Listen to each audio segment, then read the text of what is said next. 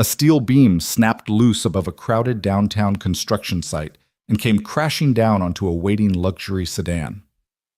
In a single deafening instant, the car twisted into mangled wreckage glass, exploding outward, smoke and sparks filling the air.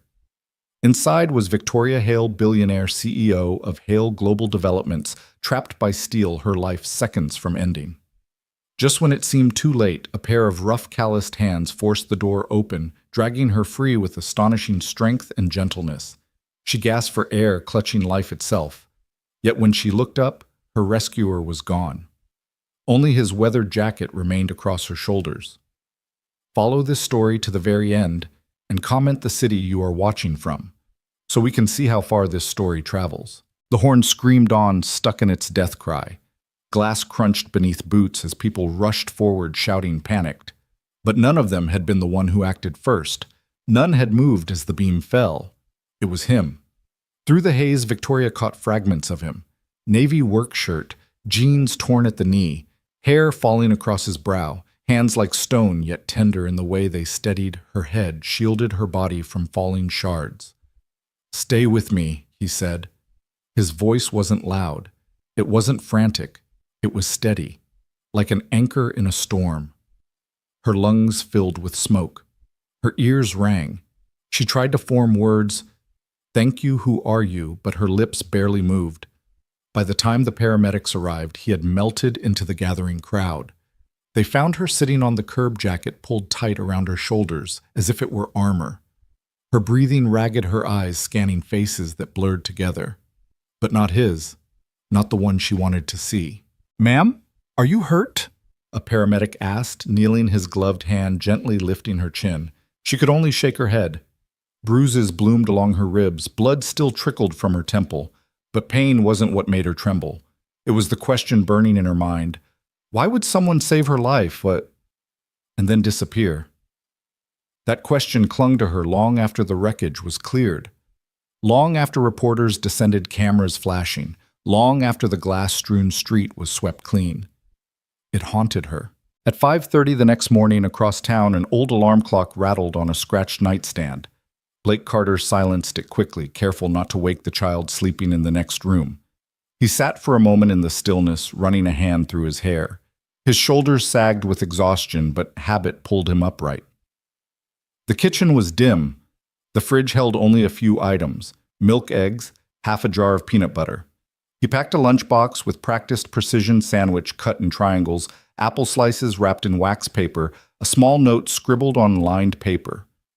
"Shine bright today, sunshine." Then he padded into the small bedroom where his 6-year-old daughter lay dreaming. Emma. His world. His reason for everything. Her room was filled with cardboard rockets, colored drawings taped unevenly to the walls, pipe cleaner flowers and chipped mugs. Creation born of love and paper scraps. Blake touched her shoulder. "Time to rise and shine." "Sunshine," he whispered the same words every morning. Emma stirred, blinking sleepily. "5 more minutes, Daddy." "You know what happens if you're late? Cereal gets angry." Her giggle broke the silence, small and sweet. Soon she sat at the tiny kitchen table, arranging cereal into patterns before eating it row by row. Her quirk.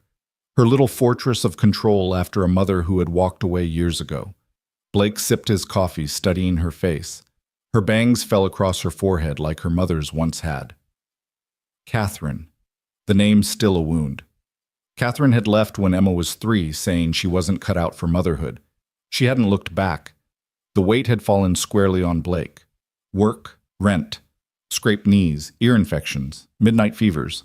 Bedtime stories read with tired eyes but a steady voice. At 35, his hands were calloused, his back stiff, his once bright dream of finishing architecture school folded away like forgotten blueprints.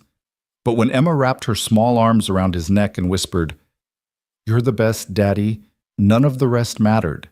By 7, Blake knocked on the apartment door downstairs. Gloria Jenkins, 72, sharp-eyed behind thick glasses, opened with a smile. "You look tired, Blake." "I've looked worse," he said, forcing a grin. Gloria, widow of a construction worker, had become their lifeline. She cared for Emma when shifts ran late. Her gaze lingered on him, knowing more than he admitted. Working extra again, trying to save up. Emma's ear infections back, He didn't mention the crash, didn't mention the beam, didn't mention the CEO he had pulled from the wreckage. But Gloria's eyes narrowed knowingly. I saw on the news, some big shot saved down at your site. Blake shrugged. I was on the west side. Didn't see much. Her silence pressed, but she didn't push. She only squeezed his arm.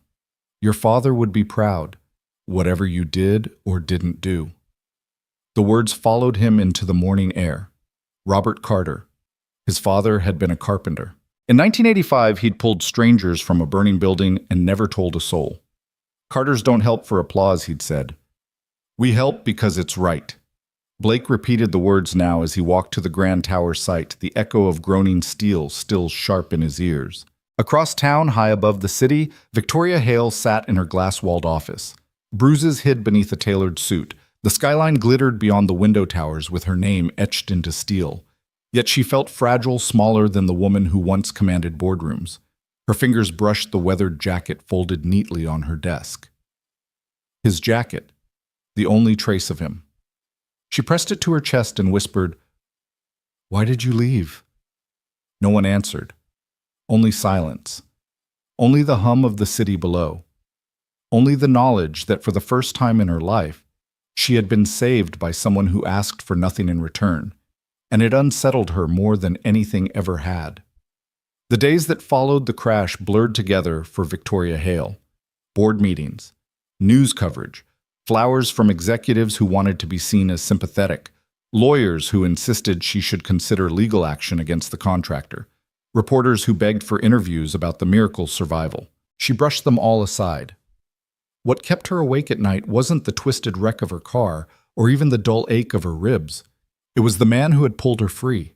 The memory replayed again and again. His grip on her arms. The rasp in his voice when he told her to stay with him. The weight of his jacket, still faintly scented of dust and sweat, wrapped around her as she sat on the curb. And then his absence. He had vanished as though saving her had been no more remarkable than opening a door. Victoria, who had lived her life negotiating billion-dollar contracts and commanding boardrooms with a single glance, found herself rattled by one simple question. Who was he? At the construction site across the river, life had returned to normal, or at least the kind of normal Blake Carter knew. The Grand Tower rose floor by floor, a skeletal giant of steel and concrete. Blake worked silently, head down, tightening bolts, measuring supports, hauling loads until his muscles burned. During breaks, the men clustered in groups, swapping jokes, grumbling about overtime, speculating about the crash that had made the evening news. You hear the boss lady was in that car, one worker muttered, unwrapping his sandwich. Some CEO Hale, I think. Word is she almost got crushed. Another laughed. Bet she's got a dozen lawyers suing somebody already. Yeah, but they say some worker pulled her out. The first man leaned forward, voice dropping, and she's offering 20 grand to find him. Heads turned, conversation shifted, jokes paused. 20,000. Just to know his name. That's the rumor. Imagine what that'd do. Pay off my truck. Get me out of this dump. Blake chewed his sandwich quietly, eyes fixed on the half-built tower outside the break room window. He didn't look up when someone nudged him.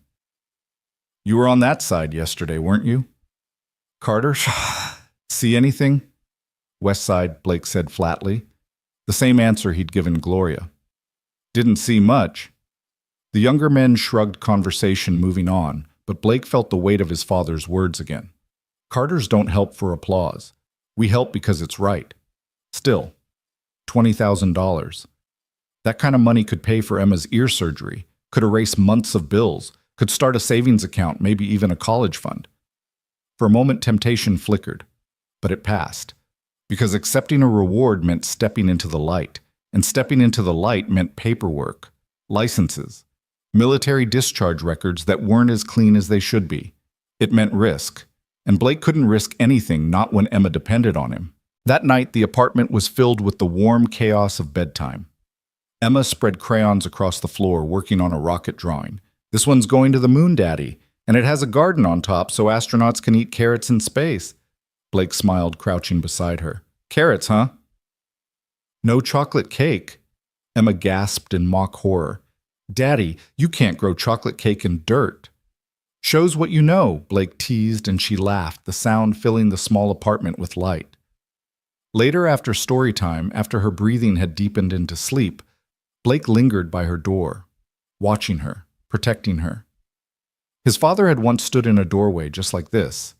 He remembered the silhouette, the smell of sawdust, the tired but steady voice that said, "We don't choose the easy road, son.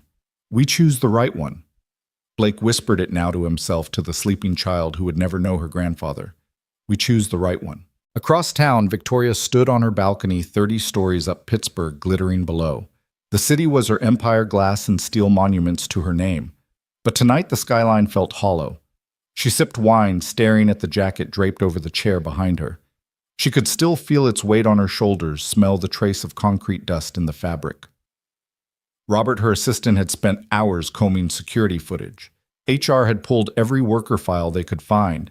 She had authorized cash reward safety inspections, surprise site visits. No one matched. No one stepped forward.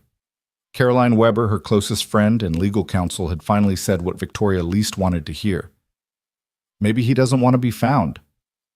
Victoria had snapped back, absurd, ridiculous. Of course he would want recognition opportunity. Of course he would want what she could give him. Caroline's reply still lingered sharp as glass. Not everyone measures life by the same metrics you do, Vic. Victoria turned back to the city. Her father's voice rose from memory, gravelly and warm. Never forget where you came from, Vicky. Success without integrity is just greed in a prettier suit. She touched the place on her wrist where the emerald bracelet, his graduation gift, used to rest. Lost in the crash. Another piece of him gone. She clenched her fist. She would find the man who saved her. Not because she needed closure, not because of gratitude, but because she couldn't stop thinking about him. Saturday morning. Riverside Park buzzed with children chasing each other across the playground. Parents chatted on benches. Sunlight glittered off the fountain. Blake sat on a weathered bench sipping coffee, his eyes following Emma as she swung from monkey bars, fearless and laughing. This was their ritual, their sanctuary. No work, no bill. Just Emma. Daddy, watch this, she shouted, dangling upside down. I see you, monkey, he called back, smiling. Be careful. He didn't notice the woman until she spoke. She's fearless. Blake turned. His heart skipped. Victoria Hale. Gone were the suits and stilettos. Today she wore jeans and a simple blouse, her hair loose around her shoulders. Ms. Hale, he said stiffly, standing half a step straighter. What are you doing here? I live nearby, she said lightly. Sometimes I walk here on weekends. Her tone was casual, but her eyes were sharp, searching his face. Emma, oblivious, ran up. Daddy, there's an ice cream truck. Can I please, Blake? Chuckled. Before lunch, Emma clasped her hands dramatically. Please. All right, just a small one. He handed her a few dollars. Only then did Emma notice Victoria. Hi, are you Daddy's friend? Victoria hesitated. I'm Victoria. I'm Emma, I'm 6. Emma beamed. Do you build buildings too, like Daddy? Victoria's smile softened. Something like that. Emma gasped. Daddy can fix anything except Mommy. But he says some things stay broken, and that's okay. The words hit like a stone in Blake's chest. Silence hung heavy. Sunshine. Blake said gently, Why don't you get your ice cream by the fountain? Emma skipped off, leaving him and Victoria in the quiet. Blake exhaled slowly. What do you want from me? Ms. Hale. Victoria met his gaze steady. I wanted to thank you. Blake's jaw tightened. Her words confirmed what he already suspected. She knew, and whatever came next would change everything. The strawberry popsicle dripped down Emma's wrist as she skipped back, grinning ear to ear. She carried a vanilla cone too, balancing it carefully, pride glowing in her face. I got one for you, Daddy, she announced, and a vanilla for your friend. Everyone likes vanilla, right? Victoria blinked, startled, before accepting the melting cone. That's very thoughtful, Emma. Thank you. Emma plopped down on the bench between them, swinging her legs as she licked her ice cream. She began chattering about school, about her friend Zoe, about how she was building a rocket ship out of cardboard boxes that was going to Mars. Blake listened, smiling faintly. Victoria listened too, though unlike boardroom chatter, she didn't interrupt, didn't redirect. She found herself drawn in, laughing softly, when Emma proclaimed that her rocket would have a trampoline on the roof in case astronauts got bored. For 2 full hours, Victoria sat with them, ice cream sunshine, and a child's boundless imagination softening edges she didn't know she carried. When Emma darted off toward the swings again, Blake leaned back against the bench, arms crossed. "So, now you've seen me." Satisfied, Victoria's eyes lingered on Emma. Not even close. That night, the unease that had stalked Blake for weeks grew sharper. He washed dishes in the dim kitchen, Emma humming in her bedroom as she brushed her teeth. His mind circled the same questions. Why had Victoria tracked him down? Why sit on a park bench with them for hours instead of sending lawyers or PR staff? What did she want? A knock at the door snapped him from thought. He frowned. Gloria never visited this late. When he opened the door, his heart stumbled. Victoria. No designer suit, just a simple dress that somehow still looked more expensive than everything in his apartment combined. "Ms. Hale," he said, wary. "This is unexpected. I'm sorry to intrude." She glanced at the hallway, then back at him. "May I come in?" Blake hesitated, then stepped aside. She entered slowly, taking in the cramped living room, the sagging sofa, the bookshelf lined with architecture volumes worn from use, Emma's drawings taped proudly to every wall. It wasn't luxury, but it was home. Victoria Emma gasped from the doorway, hair damp from her bath. "You came... want to see my rocket ship?" Victoria's lips curved. "I'd love to." Emma darted off and returned with a creation of cardboard and glitter, her face glowing with pride. "This is mission control, and this is where astronauts sleep. Daddy helped me cut it, but I did the design." Victoria crouched, studying the details. "It's extraordinary. You thought of everything." Emma beamed. "I'm going to be an architect like Daddy." Blake's throat tightened. He ruffled her hair gently. "Time for bed, sunshine. Say goodnight." "Good night, Victoria." Emma hugged her impulsively before skipping off. The apartment grew quiet again. Victoria stood smoothing her dress. "You were in architecture school." Blake's jaw tensed. "Cornell. A long time ago." "What happened?" He met her gaze unflinching. "Life happened, Ms. Hale." She didn't leave it there. "I came to thank you, and to offer something real in return. A place where your skills could matter." Blake's laugh was sharp, humorless. "So now the rich CEO rescues the poor construction worker. Is that how this goes?" Her face stiffened. "That's not... isn't it?" He cut in.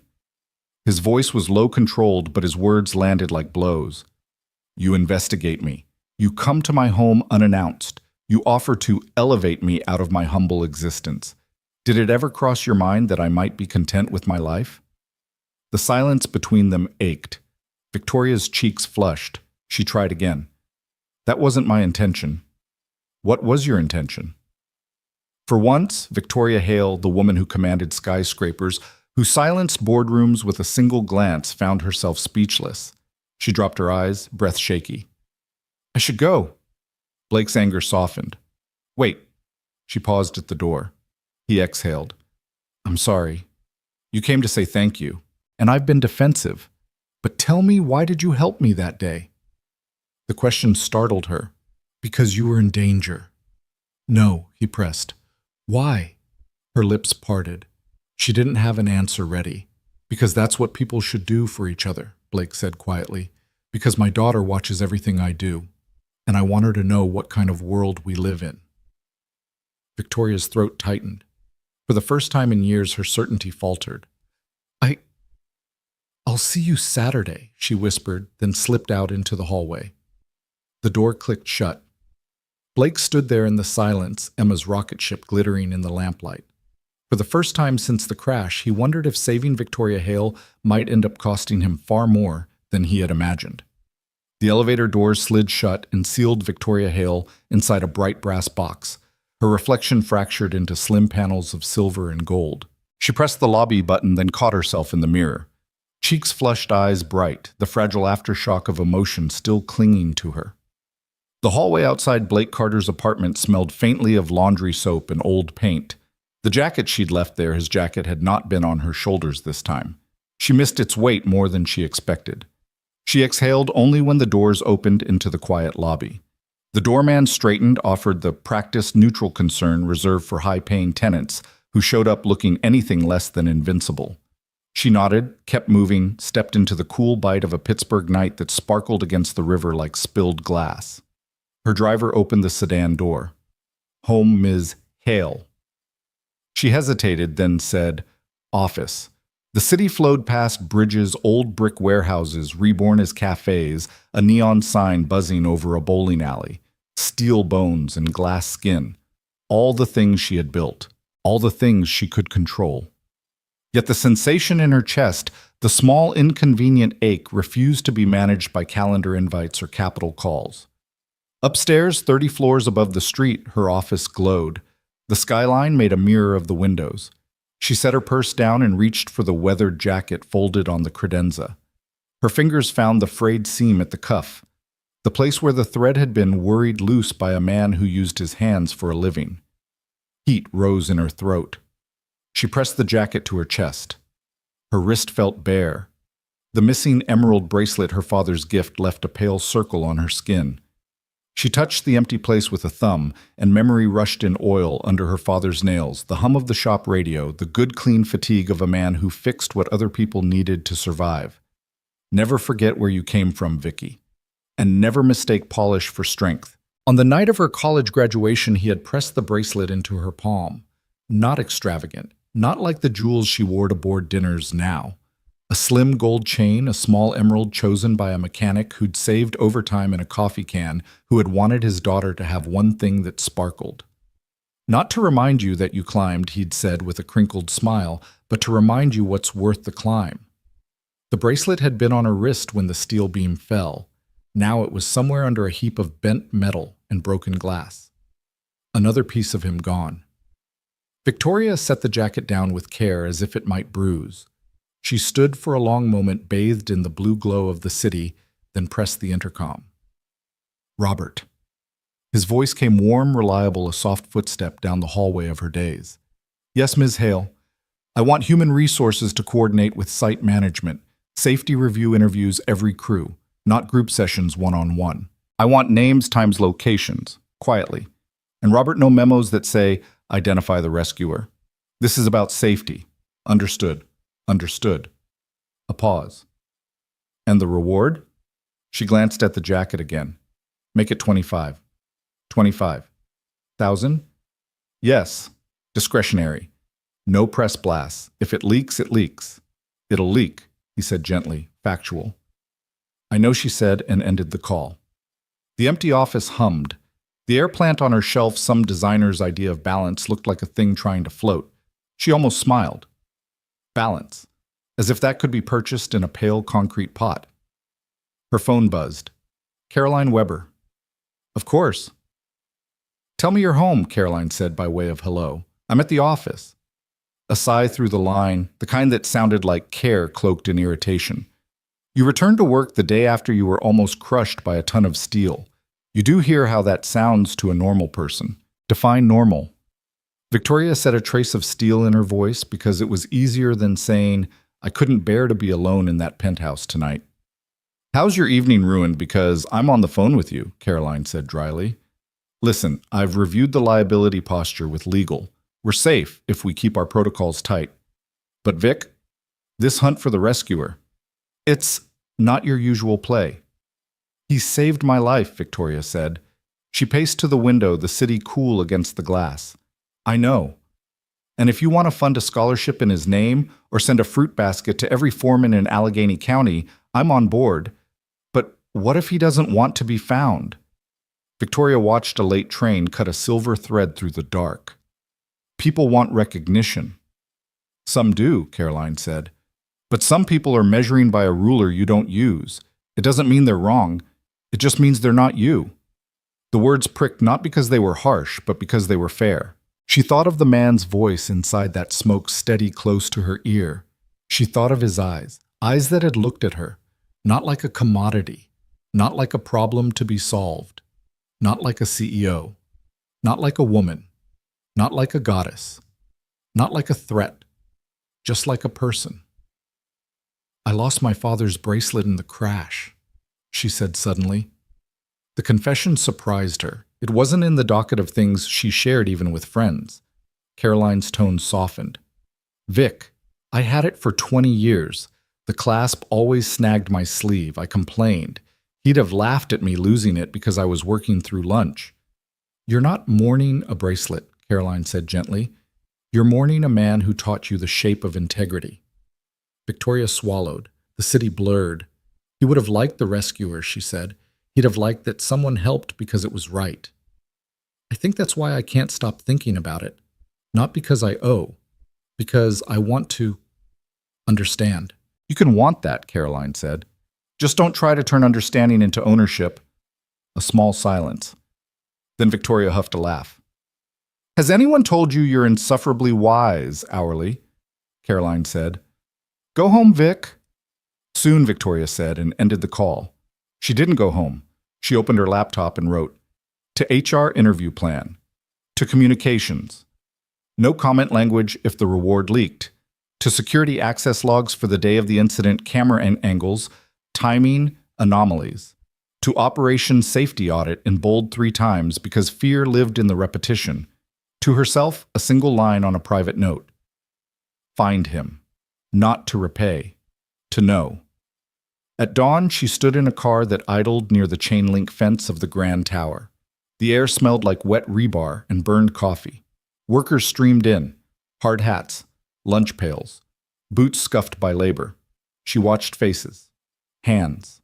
The height of men, the way shoulders carried weight, the way heads bent toward instruction with grudging patience or bright attention.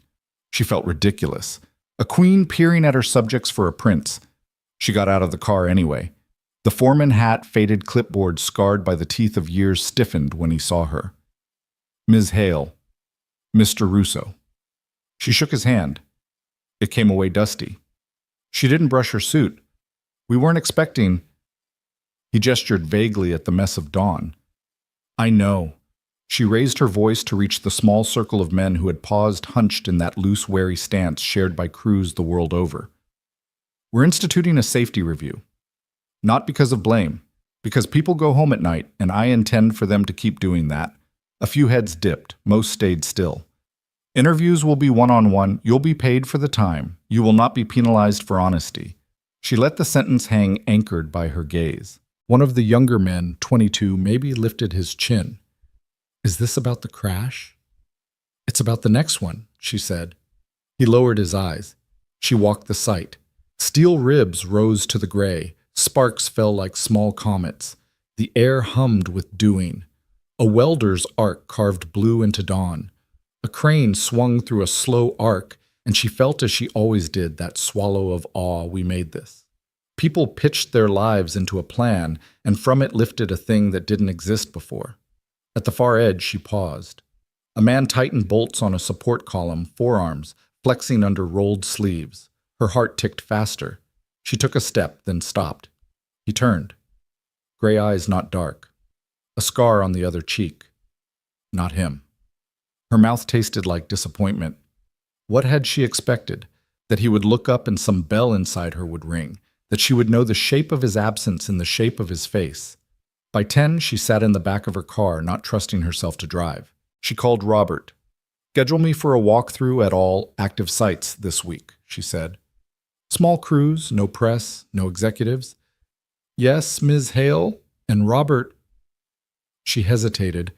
If someone steps forward... If we find him, the offer is not money. Then what? Her eyes went to her hands. The right door, the right room, whatever fits his life. That's unusual, he said carefully. So am I, she said, and ended the call. At lunch, she didn't eat. She walked. Past a daycare where toddlers painted with palms. Past a church with the doors propped open and a fan moving hot air in slow circles. Past a barber where a man in a cape laughed at something said into a mirror. She stopped at the corner and looked up at a building she'd reskinned last year. Sun moved over its face like water. Her smile was small and private.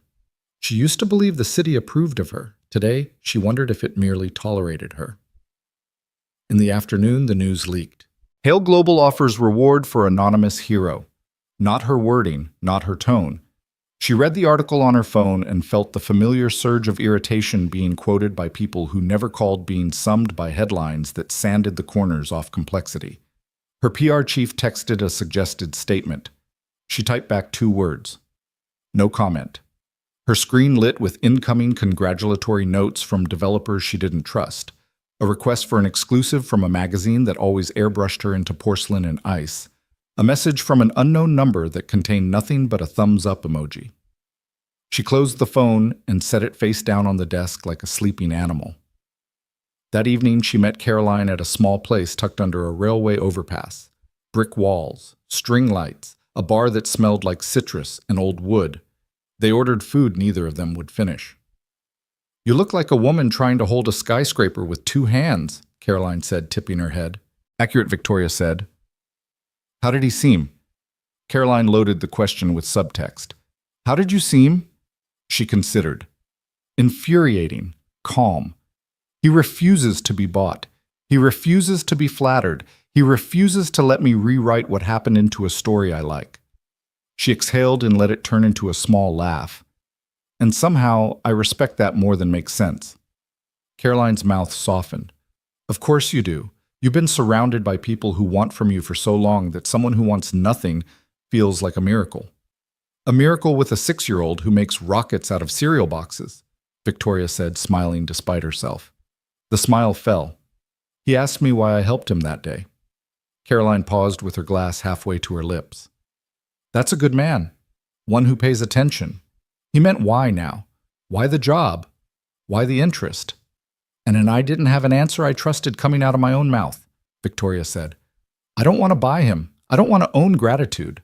I want to put something true in the world, and maybe he's part of that. Caroline set the glass down. Then act like truth, not like a ledger. They ate in companionable silence for a few minutes, the kind of silence you get only with friends who know your ghosts.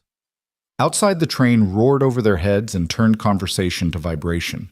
The string lights trembled. Shouts from a baseball game drifted across the blocks, joy, in a language she hadn't spoken much lately. Do you ever think, Victoria said finally, that we build so we won't have to feel? Caroline looked at her long and kind. I think you built because you know how to hold weight. Maybe now you're allowed to put some of it down. She went home with that sentence like a warm stone in her pocket. In the quiet of the penthouse, too large, too curated, too much art arranged for conversations that never happened, she opened the door to her closet and found a shoebox on the top shelf. Inside, paper napkins from diners that no longer existed. A bolt from the first building she had rehabbed stamped with a date. A photo of her father grinning under a hood, teeth white against oil-stained cheeks. She set the photo by the bed. The city lights winked like taillights on the river. She sent one more email before sleep to security pull badge logs for every entrance surrounding the accident, cross-reference with manual head counts, look for gaps of 15 to 30 minutes, and after a long pause she added, to Robert tomorrow morning, I want to stand where that car was and watch the crews arrive. She didn't say why. She didn't have to. Sleep took her with the thunder of metal still in her ears and the rasp of a stranger's voice saying, Stay with me, woven into the dark. At sunrise, a sanitation crew hosed the last glitter of glass into the gutter. She stood on the curb where she'd bled onto the concrete and closed her eyes. Felt the weight of the jacket again, the shudder of release when the door gave the foreign shaming relief of being the one pulled rather than the one in control. A bus rumbled past. Life indifferent and endless carried commuters toward lives that required them. She opened her eyes and straightened. Find him, she said quietly, to the air, to the men setting cones, to the bruised slice of street, to herself. Find him, and when you do, don't ruin what made him heroic. By afternoon, the rumor had made its way through every break room and mudroom and coffee truck within 5 miles of Grand Tower. The number inflated by retelling. 25 became 30. 30 became 50. Men laughed and swore and calculated. Someone said the phrase life-changing money aloud in a voice that trembled with both hope and caution. And somewhere under a steel skeleton, a man with a quiet mouth and steady hands chose once again not to step forward. The day ended the way it had begun, with the city glittering like a promise, and the pulse of something new beating under the concrete. Victoria stood at her office window, the river slick and pewter below, and said to her reflection, the one that had learned to look untouchable, "If you want to do this right, you have to learn a new kind of strength." Her phone buzzed, a text from an unknown number. Sat 10 a.m., Riverside Park. "I'll bring coffee. We should talk."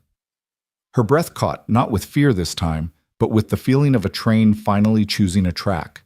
She typed back, "I'll be there. Extra marshmallows for Emma. Send." Outside, the lights of Grand Tower blinked as crews finished their shift, tiny stars affixed to a constellation of girders that would, with enough days like this, become a shape with walls and windows and a view. A place to stand and look out across a world that hurt and healed and kept asking people what kind of humans they wanted to be. Victoria touched the pale circle on her wrist again. The skin there was warmer now. She picked up the jacket one more time before she left and, without quite knowing why, folded it carefully into a garment bag. Some things you carried until you knew where they belonged. Riverside Park smelled of damp earth and cut grass, the kind of smell that reminded Blake Carter of his own childhood summers' barefoot sprints through open fields, his father calling him back for supper. Now it was his daughter's voice that carried across the park. Emma's laughter was bright as she chased a kite that refused to catch the weak morning breeze. Blake sat on the weathered bench, coffee cooling in his hand, his eyes never straying far from her small frame. This park was their sanctuary. No job site clamor, no overdue bills stacked on the counter. Just Emma climbing, tumbling, trying and trying again, and his heart swelling at every silly triumph. He heard footsteps approach before he saw her. Crisp, measured, not the hurried stride of a passerby. He glanced up, and there she was, Victoria Hale. Not in the severe suit he'd always seen in the business pages, but in jeans, a cream blouse, hair pulled back with strands loose around her face. For a moment he didn't breathe. She looked ordinary, yet in a way that made her stand out even more. "Mr. Carter?" she said, her voice softened by the open air. "Ms. Hale," he replied, setting the cup beside him. His voice was cautious, edged with the tension of a man who preferred problems he could fix with his hands, not conversations that tangled the heart. "What are you doing here?" She gestured vaguely toward the path. "I live not far. Sometimes I walk here on weekends." She hesitated, then added, "I thought we might talk." Blake said nothing at first. His eyes drifted back to Emma, who was now hanging upside down from a bar hair swinging like a dark curtain. "She's fearless," Victoria remarked quietly. He nodded. "Yeah. She gets that from her mother. Didn't get much else." It wasn't bitterness in his tone, not exactly. More like a scar he'd learned to live with. Victoria sat at the far end of the bench. The space between them felt measured, deliberate. "It's a beautiful park," she said after a pause. "I don't come often enough." He studied her briefly. She looked almost nervous. "Did you recognize me that day?" he asked. "At the crash?" Her eyes flicked to him, startled. "No, not until later." "Did you—" "I just saw someone trapped," he said flatly. "Didn't matter who you were." She absorbed the words like a stone dropped into water ripples, working their way outward. "Daddy?" Emma came running up, cheeks flushed, breathless. "There's an ice cream truck. Can I please have one?" She stretched the word into song, her small hands clasped together in theatrical begging. Blake checked his watch. "Before lunch, please," she said again, grinning wide. He chuckled, shaking his head. "All right, but small one." He reached for his wallet, then glanced at Victoria. Emma noticed her too. Unlike most children, she wasn't shy. "Are you Daddy's friend?" she asked directly, eyes round with curiosity. "I'm Emma. I'm 6. Victoria's lips curved into a genuine smile. "Hello, Emma. I'm Victoria. I work with your father." Emma's eyes widened. "Do you build buildings too?" "Daddy's the best builder ever. He fixes everything." "He fixed Mrs. Jenkins's sink and he built me a bookshelf for my birthday." Emma Blake muttered, embarrassed. It's true, the girl insisted. Daddy can fix anything, except Mommy, but he says some things stay broken, and that's okay. The words landed heavy in the silence that followed. Victoria's face softened, her eyes glimmering with something she didn't say. Blake looked down, jaw tightening. Go on, sunshine, he murmured. Strawberry popsicle for me if they've got it. Emma nodded enthusiastically and darted off toward the truck. The two adults sat in the silence she left behind. Victoria broke it, her voice low. She's wonderful. She's everything, Blake said, his gaze fixed on Emma. His tone was simple, but there was a depth in it that made Victoria's chest tighten. Emma returned, balancing 3 treats. I got you a strawberry one, Daddy, and I got a vanilla cone for your friend because everyone likes vanilla, right? She thrust it toward Victoria with expectant eyes. Victoria accepted it carefully, the ice cream already melting. Thank you, Emma. That's very thoughtful. The girl beamed. Then she started chattering about school, about her best friend Mia, about how she was going to build a rocket ship out of boxes. Victoria found herself laughing, caught up in the rhythm of Emma's joy. What do you do? Emma asked suddenly, tilting her head. Like for work, Victoria smiled. I run a company that builds buildings. Emma gasped. Like the really tall ones, downtown Daddy helps build those too. He's the best builder. Blake shifted uncomfortably. Emma? It's true, she said again. Daddy says buildings need strong foundations. He says people do too. Victoria's eyes met Blake's. Something unspoken flickered there, recognition maybe. Respect. Go try the swings, sunshine, Blake said gently, brushing a napkin across her sticky cheek. Not too high. Emma skipped away. The air thickened between the adults. Victoria spoke first. I know you don't want recognition, but you should have it. What you did, Blake cut her off. You want to thank me, fine. Then hear me. I don't want money. I don't want headlines. I don't want to be turned into some story that benefits your company. I did what anyone decent should have done. That's all. Her throat tightened. She started to protest, but his steady gaze stopped her. For once, words failed her. Emma called from the swings. Come back next Saturday. Okay? We're bringing a kite if it's windy. Victoria hesitated, looking at Blake. His expression was guarded, but after a beat, he gave the smallest nod. I'd like that, Emma, she called back. As she walked home later, something startling dawned on her. For 2 whole hours, she hadn't thought about stock prices, about board meetings, about Richard. She had thought about kites, about ice cream, about a man who looked at her without calculation, and a little girl who offered ice cream cones like treasures. For the first time in years, the knot of tension between her shoulders had loosened, and she wondered with a mix of fear and longing what that might mean. The boardroom on the 30th floor gleamed with chrome and glass, but Victoria Hale's mind was still back in the park. She sat at the long table posture, flawless suit, immaculate, the skyline stretching out behind her like proof of her empire. Yet her thoughts wandered to a weathered bench, to a 6-year-old with sticky fingers and cardboard dreams, to a man who spoke of foundations as if they meant more than concrete and steel. Ms. Hale. Her assistant Robert cleared his throat gently, sliding a folder in front of her. We've compiled the background check you requested. On the man from Riverside. Victoria's pulse quickened, though she kept her expression cool. She opened the folder slowly. A grainy employee photo stared back. Blake Carter. Age 35. Navy veteran. Former architecture student at Cornell. Dropped out before graduation. No criminal record. No disciplinary marks on site. Single parent. Daughter, Emma Carter, age 6. Victoria studied the lines of his face in that photo. No smile, no frown, just direct eyes. A face that looked older than its years, marked by responsibility. Fatigue, resilience. Her fingers lingered on the page. HR cross-referenced time logs. Robert continued. Carter's badge was inactive from his station during the 22 minutes of your accident. That matches the security footage window. Victoria closed the file. So it's him. Yes, ma'am. Does he know we know? Robert shook his head. Not unless he assumes. He hasn't come forward. Refused the bonus, refused interviews, said nothing. Victoria leaned back in her chair, exhaling slowly. She had found him, yet instead of triumph, unease gnawed at her. Why hide? Why refuse help that could change his life? Her gaze drifted to the skyline beyond the glass, but her reflection stared back at her, polished, untouchable. For the first time, she wondered if that reflection was what Blake saw. A fortress. A woman who turned gratitude into transactions. Across town, Blake rinsed dinner plates in the small sink, the smell of garlic bread still clinging to the air. Emma sprawled on the rug, crayons scattered, humming as she colored. He loved these moments, ordinary quiet. They steadied him. A knock rattled the door. Emma perked up.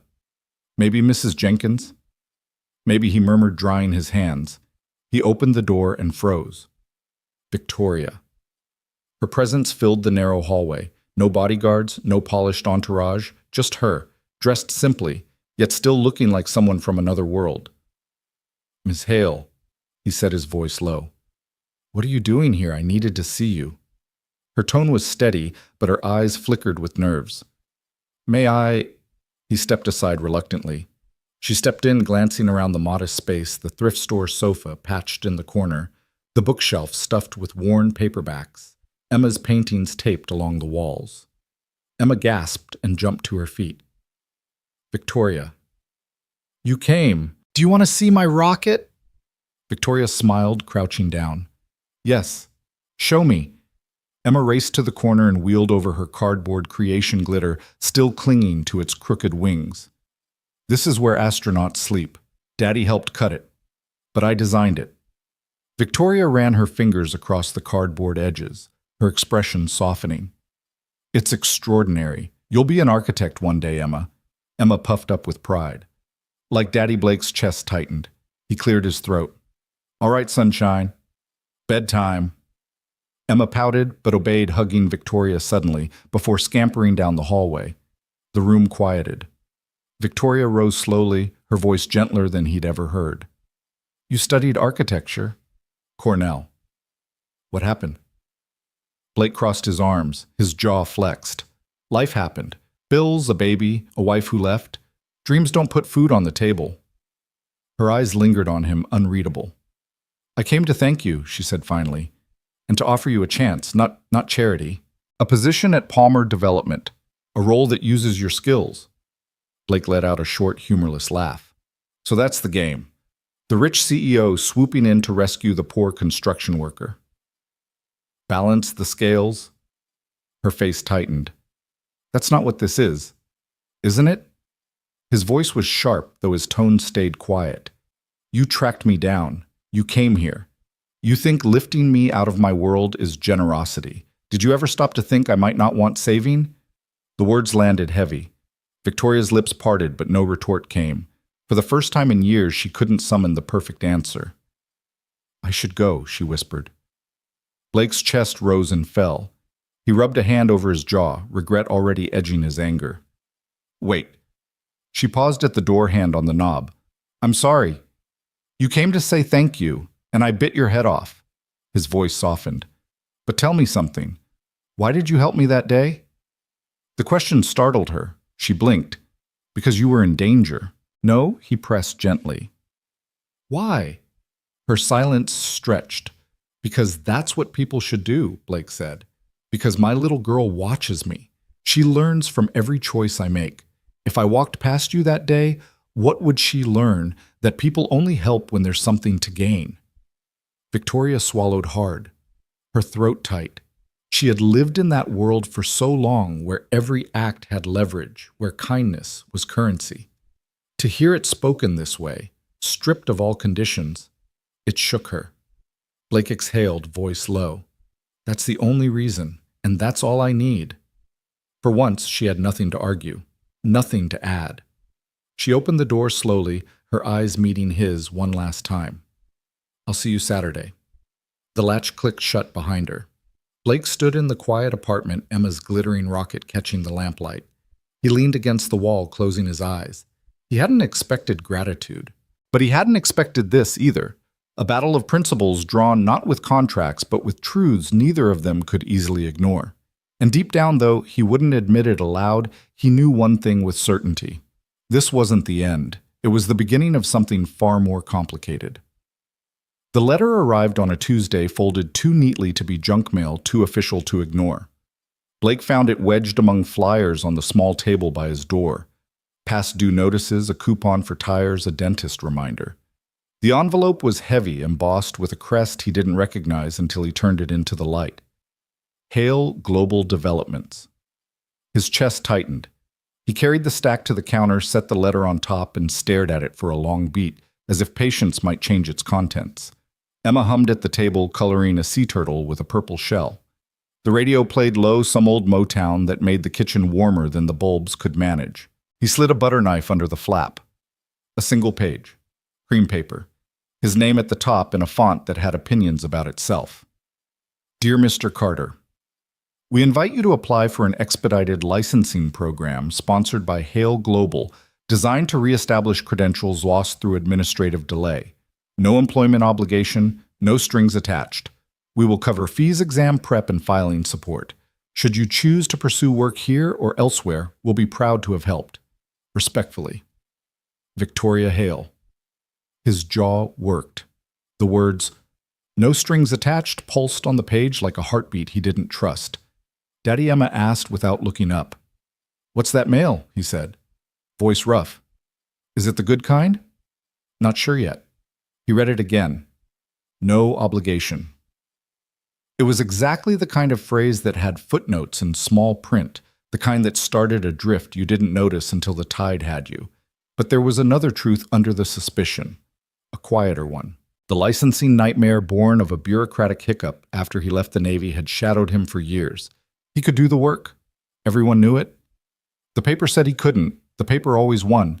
He folded the letter carefully as if roughness would reveal a trap and slid it back into the envelope. The knock came 5 minutes later. Gloria. She didn't wait for a full invitation, edging inside with the momentum of a woman who didn't like to sit on bad news. "Did you hear?" she asked, glasses tilting as she looked from him to Emma and back.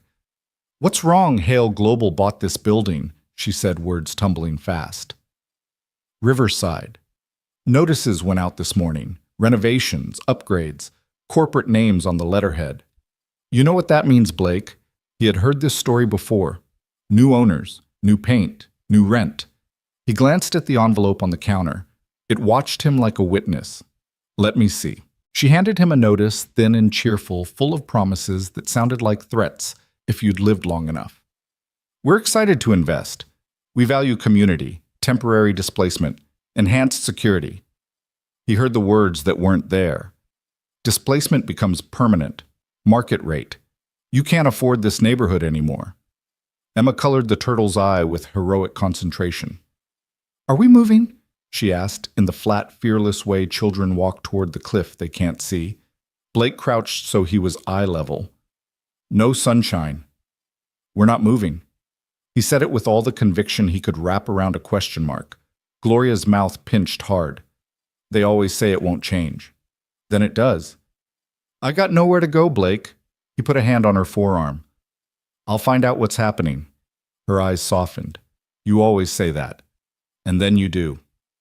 After she left, he stood by the sink with the 2 letters in a crooked V, one that held a door, one that threatened to shut it. His phone buzzed. The foreman. Carter Mike Russo said no preamble. "Corporate wants personnel files. Not just yours. Everyone's. They're sniffing for talent." Architecture background was mentioned. Blake went still. "And my licensing issue." "Gotta disclose," Russo said, tone not unkind. "Too many lights shining in for me to pretend I don't know. But listen, Hale, Global ain't usually the charity type. If they want your file, they want you." Blake set his jaw. "Maybe they want to own me, or maybe they want to pay you more than you've seen in 10 years to think for a living." Russo grunted. "Up to you, Carter." The apartment felt tilted when he ended the call. He looked at Emma, who had taped the turtle to the fridge crooked and proud. He looked at the envelope with his name, at the notice with the building's new owner, at the ceiling where a water stain shaped like Ohio had grown a darker edge in the last storm. He felt the old arguments rise like old friends. Pride versus pragmatism. Integrity versus survival. He thought of his father, of the day he told him he was leaving school. "A man does what a man must," his father had said. Then he'd hugged him tight and long and added, "Just don't forget the man you wanted to be." At dusk, he wrote a single line on the back of an envelope and propped it against the fruit bowl, a message to himself more than to anyone else. Don't sell the thing you can't buy back. The phone buzzed again. Unknown number, Saturday, 10 a.m., Riverside. I'll bring coffee, hot chocolate for Emma, extra marshmallows. He stared at the screen. He didn't have to ask who it was. He typed back after a long breath. We'll be there. Saturday came washed clean and cool after a night of rain. The park was studded with puddles that reflected little pieces of sky. Emma wore her rain boots, which meant she wintered every puddle like a polar explorer. Victoria arrived precisely at 10, carrying a cardboard cup tray and a manila folder a woman built of preparation and contingency plans.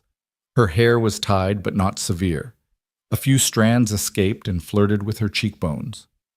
Morning, she said, and it sounded like something she meant, not something she said to open a meeting. Morning, Blake returned. For you, she added, offering a coffee with a lid that read 2, sugar, no nonsense in black marker. She handed Emma a cup with a dome of whipped cream, so exuberant it was architectural. Hot chocolate, extra marshmallows. Emma's eyes went wide. Like so many? The maximum legal limit, Victoria said solemnly. Emma took a blissful sip and giggled when whipped cream touched her nose. You got some on you, Victoria said, dabbing it away with a napkin, like she'd been doing it all her life. They sat. The bench had become theirs by use. The river moved the way time does when you stop asking it what it's doing. You bought Riverside, Blake said, not wasting time. She didn't waste it either. We did. The acquisition was in progress before the accident. Before I knew you lived there, I should have told you sooner. People are scared, he said. Gloria's scared. I know.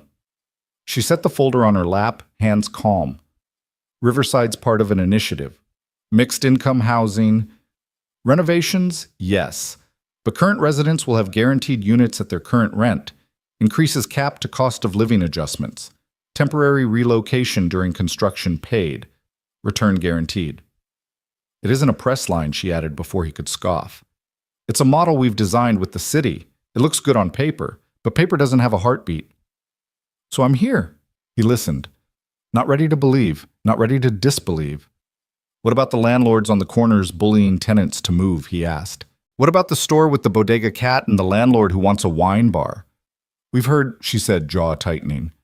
We're pushing for zoning protections for leasebacks. We're acquiring key parcels to prevent someone from walling you off with luxury nonsense. Someone like your ex, Blake said, not quite a question. Her eyes flickered. Someone like my ex. Emma had wandered to the playground negotiating a trade-one sticker for 2 minutes on the good swing. Blake watched her until she was safe, then looked back at Victoria. Why me? He asked. Why the letter? The licensing. Because you shouldn't be punished by a system's hiccup, she said. Because you're doing work you're overqualified for without the piece of paper that lets the world admit it. Because she hesitated, and in the small gap honesty arrived because I kept thinking about what you said. About what Emma learns from the choices you make. I realize the choices I make teach people things too. I want to teach the right lessons. He stared at her for a long moment. You think life is a lesson plan. I think life becomes whatever we repeat, she said. If I repeat, leverage extraction control, that becomes my city. If I repeat, care boldness repair, maybe it becomes something else. He huffed something like a laugh. You talk like an architect. She almost said I wanted to be one before I fell in love with budgets, but swallowed it. I talk like someone who builds, she said instead. Silence settled. Not empty, just available. Emma ran back breathless. Daddy, can Victoria help with the kite? The wind is being rude. The wind has a personality, Victoria said. Let's see if we can charm it. She rose, and for the next 10 minutes, the billionaire CEO sprinted across wet grass, holding a plastic kite with a smile as big as sky. She laughed when the line tugged, when the tail snapped, when Emma shrieked at the lift. Her hair came loose, ribboning her shoulders. Blake watched a version of her the city never saw a woman unarmored, sunlit, alive. The kite caught at last, answering wind with its own insistence. Emma jumped at the end of the string. It's flying! It's flying! It is! Victoria said, cheeks flushed. Because you didn't give up. They returned to the bench, damp and triumphant. The folder still sat between them like a question. What if I say no? Blake asked. To your program. To your company. Then you say no, she said. And I'll still walk Riverside until the last tenant is home again. I'm not offering you a leash, I'm offering you a door. If you don't want it, I'll find another way to thank you that's not a transaction. He considered that. You really hate owing people, don't you? I hate keeping score, she said. I've spent a decade in rooms where gratitude is a weapon. I want to do something without a return on investment spreadsheet glued to it. Then why send the letter, he asked softly. Because sometimes the thing that changes a life fits in a stamped envelope, she said. And because I could. He looked away to the river, to the backs of the buildings, to the narrow slice of sky he'd learned to live under. I don't like feeling like a project. You're not, she said. You're a man with a daughter and a past and a talent. And whether you ever use that talent in a room I control is truly your choice. Most people don't say truly and mean it. I used to be most people, she said, and the confession came out so quiet he almost missed it. He turned his head. Their eyes found a middle distance between them where trust might someday sit down and stay. Emma plopped between them with the solemnity of a referee. Daddy, can Victoria come to my school play next week? I'm a cloud, but a happy cloud. It's important. Victoria looked startled, then softened. She glanced at Blake. It would mean a lot to her, he said, surprising himself with the ease of the words. And it wouldn't hurt me either. I'll be there, she said. The promise clean and simple. Emma squealed. We can make you a ticket. It will be golden. I like gold, Victoria said, and laughed when Emma rolled her eyes. Not money gold, silly. Glitter gold, even better. They sat until the hot chocolate was a memory and the coffee was cold. Practicalities returned like the tide. Words out about a reward, Blake said. Guys on site are buzzing. You've made yourself a story. I already was one, she said with that sideways smile that made Power look tired. This one at least gets people paid. You're not what I thought, he said. What did you think, that you'd show up with lawyers and cameras and a pre-written ending? I showed up with marshmallows, she said. He almost smiled. Yeah, that was the right call. They stood. Emma dashed ahead, stomping a puddle with a splash big enough to baptize the day. Victoria reached for the manila folder, hesitated, then offered it to him. Details on the model for Riverside. The caps, the relocation plan, a phone number that rings a real person instead of a tree. You can share it with Gloria. I will, he said, taking it. Their fingers brushed, static skittered up his wrist, simple and ridiculous and true. And the letter she asked carefully. I'll think about it, he said. No promises, no expectations, she returned. He nodded. She turned to go, then paused. Blake. Yeah. Your father, she said gently. He would have been proud. Not because you saved me, because you're raising her the way you are. He didn't answer. Couldn't. He watched her walk away, the line of her shoulders softer than the first time he'd seen her. The city took her back like it always did, swallowing the important people without apology. Emma slipped her hand into his. Is she our friend? She asked. He looked toward the river, toward the tower skeleton, far off its lights already winking on against the gray. Toward the building they might lose and the letter that might change everything, and the woman who'd just run with a kite like she remembered being 10. I think he said slowly, we're learning how. The days that followed felt strange, like the air just before a storm. Blake went about his shifts at the site, hammering steel brackets, tightening bolts, lifting timber with the crew, but every rhythm carried a second heartbeat beneath it. The envelope still sat on his counter. Victoria's offer pressed inside. The manila folder with Riverside's plans stayed propped on his shelf, waiting for Gloria to come by and ask again what he thought of it. But what haunted him most wasn't the paperwork. It was the memory of her running through the park, with Emma's kite hair loose, laughing like someone who hadn't laughed in years. That image didn't fit the headlines, didn't fit the skyscraper boardrooms, didn't fit the woman who bought his building. It fit Emma's world, though. Daddy. Will Victoria come to my play? Emma asked every night that week, as though she needed to keep reminding him, as though he might forget. She said she would. Blake replied, "Do you think she'll bring marshmallows again?" Maybe, he said, ruffling her hair. "But you don't need marshmallows to be brave." Emma grinned. "But they help." On Thursday morning, the crew foreman called Blake aside. The men were finishing the north support frames, but Mike Russo's face was clouded. "You're on another detail today," Russo said. "What detail?" "Corporate wants you moved off camera tomorrow. Media's coming in. Tour of the Grand Tower for investors. They don't want distractions." "Distractions," Blake repeated. Russo shifted, uncomfortable. "Word is Ms. Hale requested it herself." Blake felt his chest tighten. He pictured her steady and composed talking to cameras while he was shuffled out of sight like an inconvenient truth. "I see," he said, voice flat. Russo gave him a look like he wanted to say more but didn't have permission. "Don't take it personal, Carter. This is optics. You know how it goes."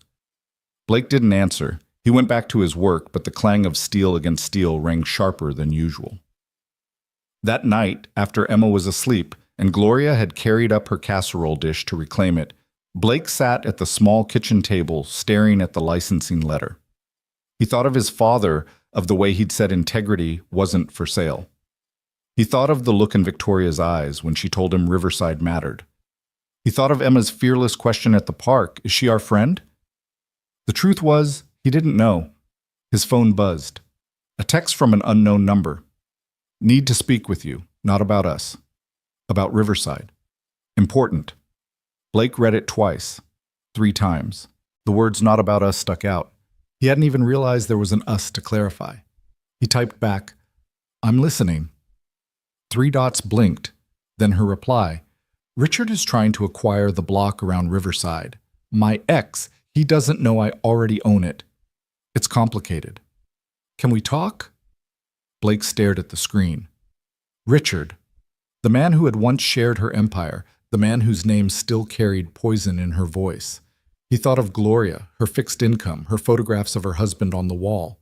He thought of Emma and the way she saw Riverside not as units, but as a neighborhood with names and laughter and muddy boots in the stairwell. He texted back tomorrow. 7 p.m. Mrs. Jenkins's apartment. She makes a good witness. The reply came instantly. "Thank you." Mrs. Jenkins' apartment smelled of lavender and old wood polish. Photographs lined the walls, her husband in a hard hat. Children in graduation gowns, grandchildren at Christmas. Gloria bustled nervously, laying out cups, though her hands trembled slightly. "Are you sure about this, Blake?" she whispered. "People like her don't come down here unless they want something." "I'm not sure about anything," Blake admitted. "But if Richard's moving in on Riverside, we need to know." The knock came sharp and punctual. Victoria stood in the doorway, dressed down compared to the suits he'd seen her in, though her presence still filled the small room.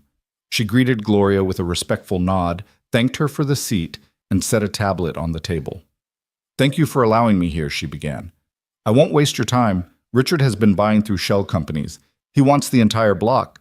If he gets enough property, he can pressure the city to rezone. Once that happens, families like yours won't stand a chance." Gloria sniffed. "And what makes you different?" Victoria didn't flinch. "Because I lived in a place like this once. My father was a mechanic. We counted every dollar. He taught me people matter more than numbers. I lost sight of that for a long time. Riverside is my chance to remember." Blake studied her face. She wasn't reading a pitch. She wasn't rehearsing a line. She was speaking like someone who had decided something in her bones. "What's his endgame?" Blake asked. "A luxury high-rise. Walling off downtown. Driving up values. Squeezing everyone else out. And your plan to stop him. But I need ground information. Who's been approached? What offers were made?" Gloria exchanged a look with Blake, then sighed. "The Hendersons on 3 said someone offered to buy them out. And the bodega owner-landlord's been trying to break his lease." Victoria nodded, typing notes. "That's exactly the pattern." "Thank you." "What's in it for you?" Gloria pressed, eyes narrowing. "Stopping your ex can't be the whole story." Victoria hesitated, then said, "Professionally, it proves mixed income development can work. Personally," she glanced at Blake, "because Riverside matters to him, and to his daughter, and somehow that matters to me." The words settled in the air, startlingly simple. Blake looked at her sharply, but her eyes were steady. They talked an hour longer, sketching the lines of Richard's quiet war. When Victoria finally rose, she looked to Blake. There's something else. The Grand Tower tour. Investors, cameras. I had to move you off-site. I noticed, he said. Her jaw tightened. It wasn't because I'm ashamed. It's because the world reads too much into everything I do. If they see you, questions get asked I can't afford right now. Blake's gaze held hers. You don't need to explain. I understand optics. Relief softened her shoulders. Thank you. As she left, Gloria turned to Blake with sharp wisdom in her voice. That woman's fighting battles you don't even see. Just be careful. Rich folks' problems have a way of becoming everybody's problems. Blake watched the door close behind her. His thoughts churned like the river at flood stage. He wasn't sure where this fight would end, but he knew one thing: Riverside wasn't just a building anymore. It was home, and home was worth defending. The next morning, the Grand Tower site was a hive of motion, but beneath the usual clang of tools and hum of generators, an edge of tension ran like a taut wire. Yellow caution tape cordoned off the east foundation pit, where engineers clustered with clipboards and grim faces. Victoria arrived in her town car, heels clicking sharply against the concrete.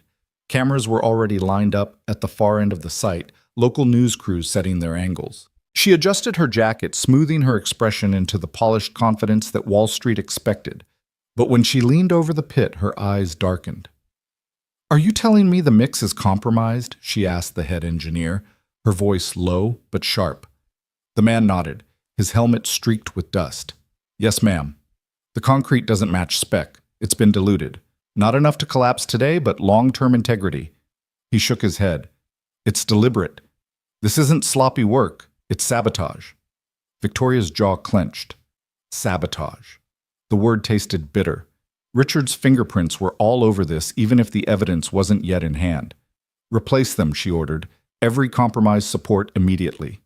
Security detail 24-hour watch. And test every batch of material from this moment forward." Miss Hale Robert murmured beside her the cost. "I don't care about the cost," she cut him off. "I care about safety. Start now." Behind her, flashes popped as reporters captured her profile against the skeleton of the tower.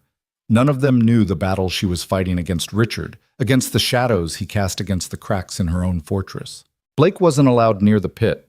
Russo had him rerouted to the north scaffolding, drilling plates, hammering bolts where cameras wouldn't wander. But word spread fast among the crew. "They're saying someone tampered with the mix. Sabotage. Rumor is the board's furious."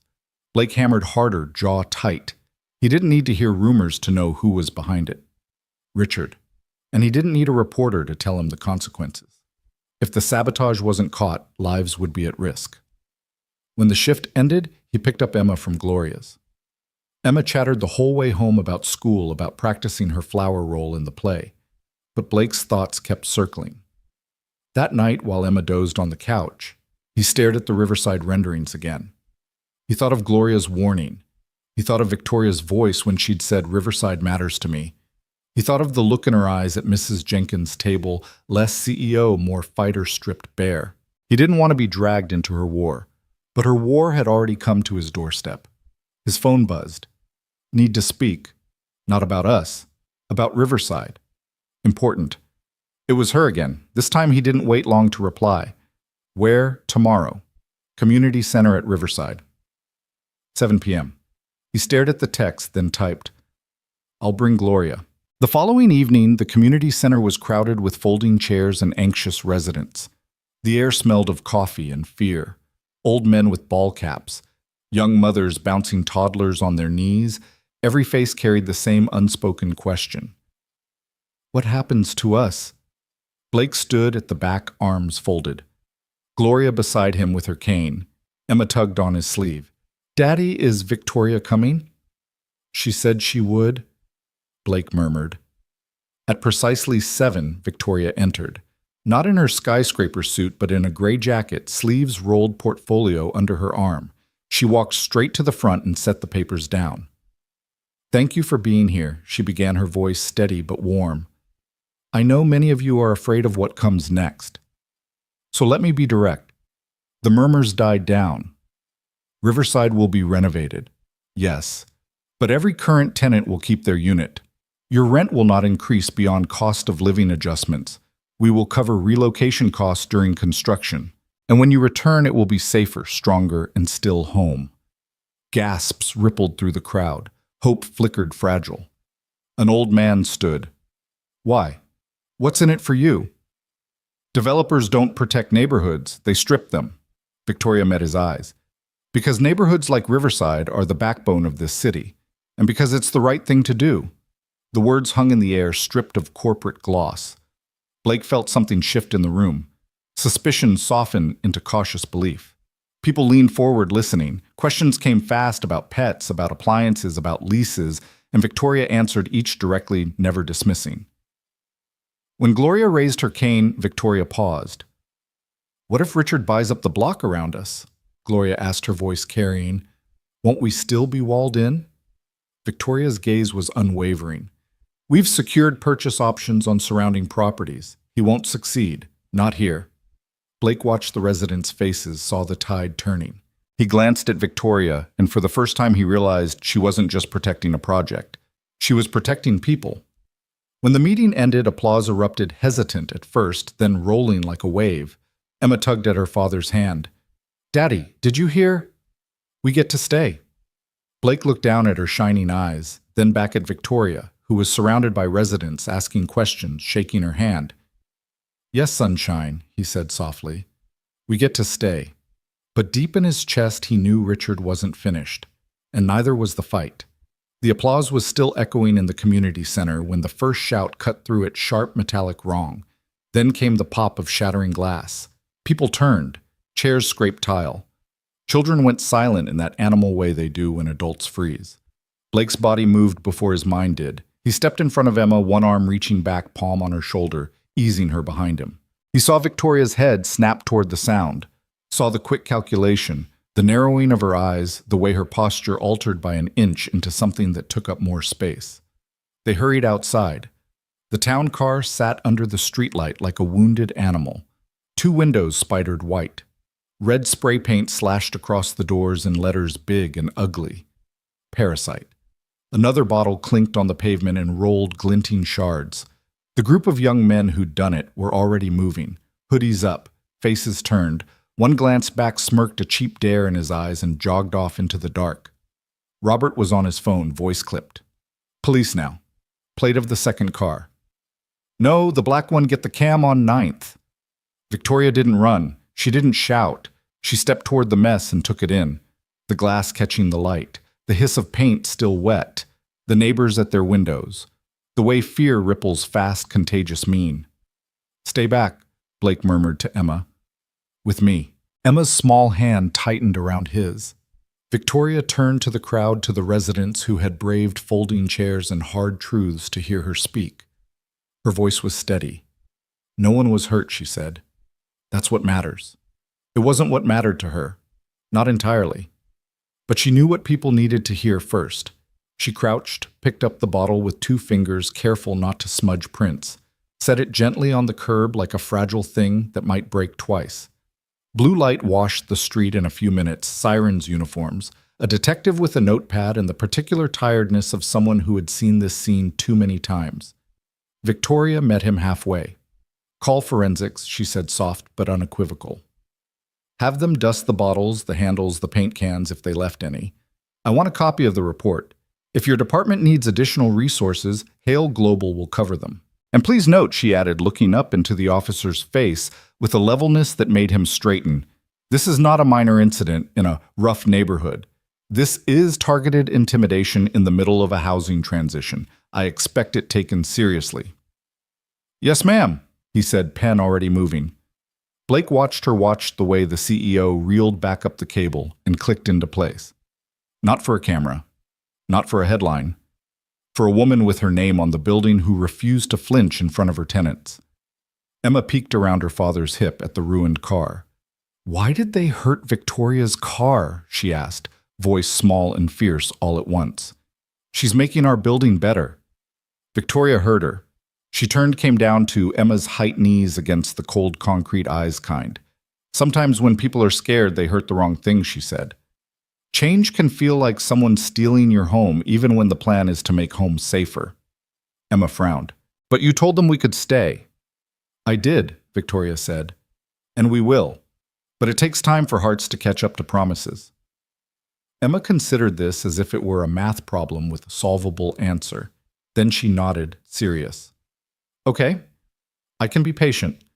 But I don't like that word, she added, pointing at the red paint. Neither do I, Victoria said. The tow truck came. The forensics team dusted. The detective promised follow-ups. The night air smelled like solvent and wet grass and something acrid you couldn't name. Robert brought a replacement car around the block. Doors opened. People moved. The crowd thinned back into apartments, into living rooms, where the story would stretch and bend and thread into other stories that had kept this neighborhood awake for years. Victoria lingered. You shouldn't be alone tonight, Blake said. It came out before he could weigh it. I won't be, she said. Security's doubling shifts, and I'm assigning a night patrol to Riverside until construction starts. She glanced at him. I'm sorry Emma had to see that. Blake shook his head. She's seen worse on TV. This is real. Real is easier to explain. Is it? She asked softly. He almost smiled. Sometimes. She nodded toward the community center. Can we talk tomorrow? Not about this? She gestured at the car, but about the actual work. I want you to see the command space. What space? The old laundry room. She said, a flicker of pride in her voice. It's a mess. It's perfect.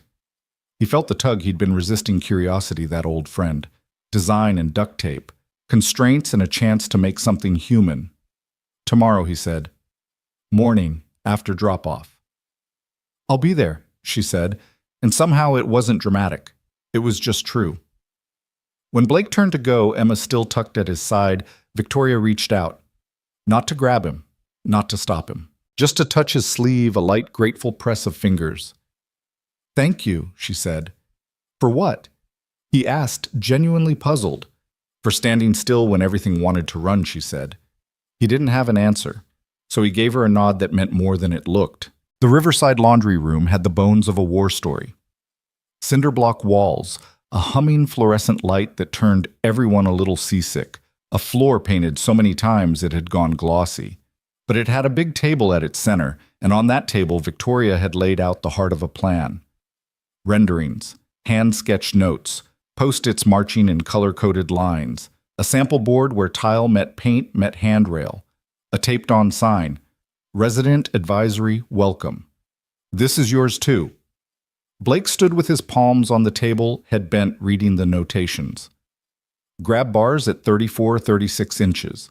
Lowered peepholes for wheelchair users, common room with outlets spaced along the baseboard for oxygen machines, audible and visual alarms, a rooftop garden for late afternoon sun. You did your homework, he said. I started it, she said. You can help me finish. Is that the pitch? It's the invitation, she countered. He didn't move, didn't take the bait. He sat in the institutional chair and turned one of the renderings upside down, the way people do when they want to see the edges better. You're missing lighting here, he murmured, tapping a corridor. This corner will feel like a dead pocket at night. People will avoid it. Add a sconce warm color temp. It changes the whole feeling. Victoria scribbled on the margin without arguing. Okay. And these door widths 32 is code, 36 is kind. Her pen paused. She looked up. 36 it is. He went on. Not with the fever of a salesman. With the quiet, exacting pleasure of a man who knew where a hallway could become a trap or a kindness. He noted the height of mailboxes for arthritic hands. He traced a path where kids would cut across grass and wear a desire line whether the plan wanted it or not. He shifted the benches to face each other so conversations could happen without craning necks. He found $10,000 they didn't need to spend and $1,000 they absolutely did. At some point, the fluorescent hum receded. The room warmed. The line between them blurred, not rich and working class, not rescuer and rescued, not CEO and labor. Just two people building. Your father would like this, he said finally, tapping the rooftop garden's rectangle with a finger.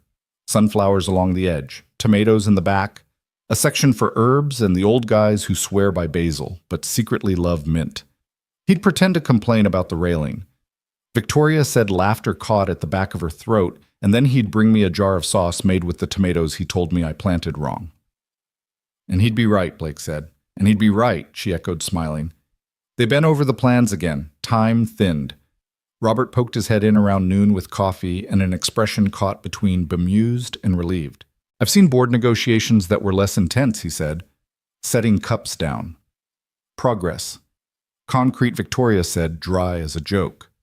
Lighting, circulation, dignity, Blake added, as if those were standard line items. Robert's eyebrows lifted not at the words, but at the we. He covered it with a cough. Right. Ms. Hale, the press is running that story again. Scrutiny, overextension.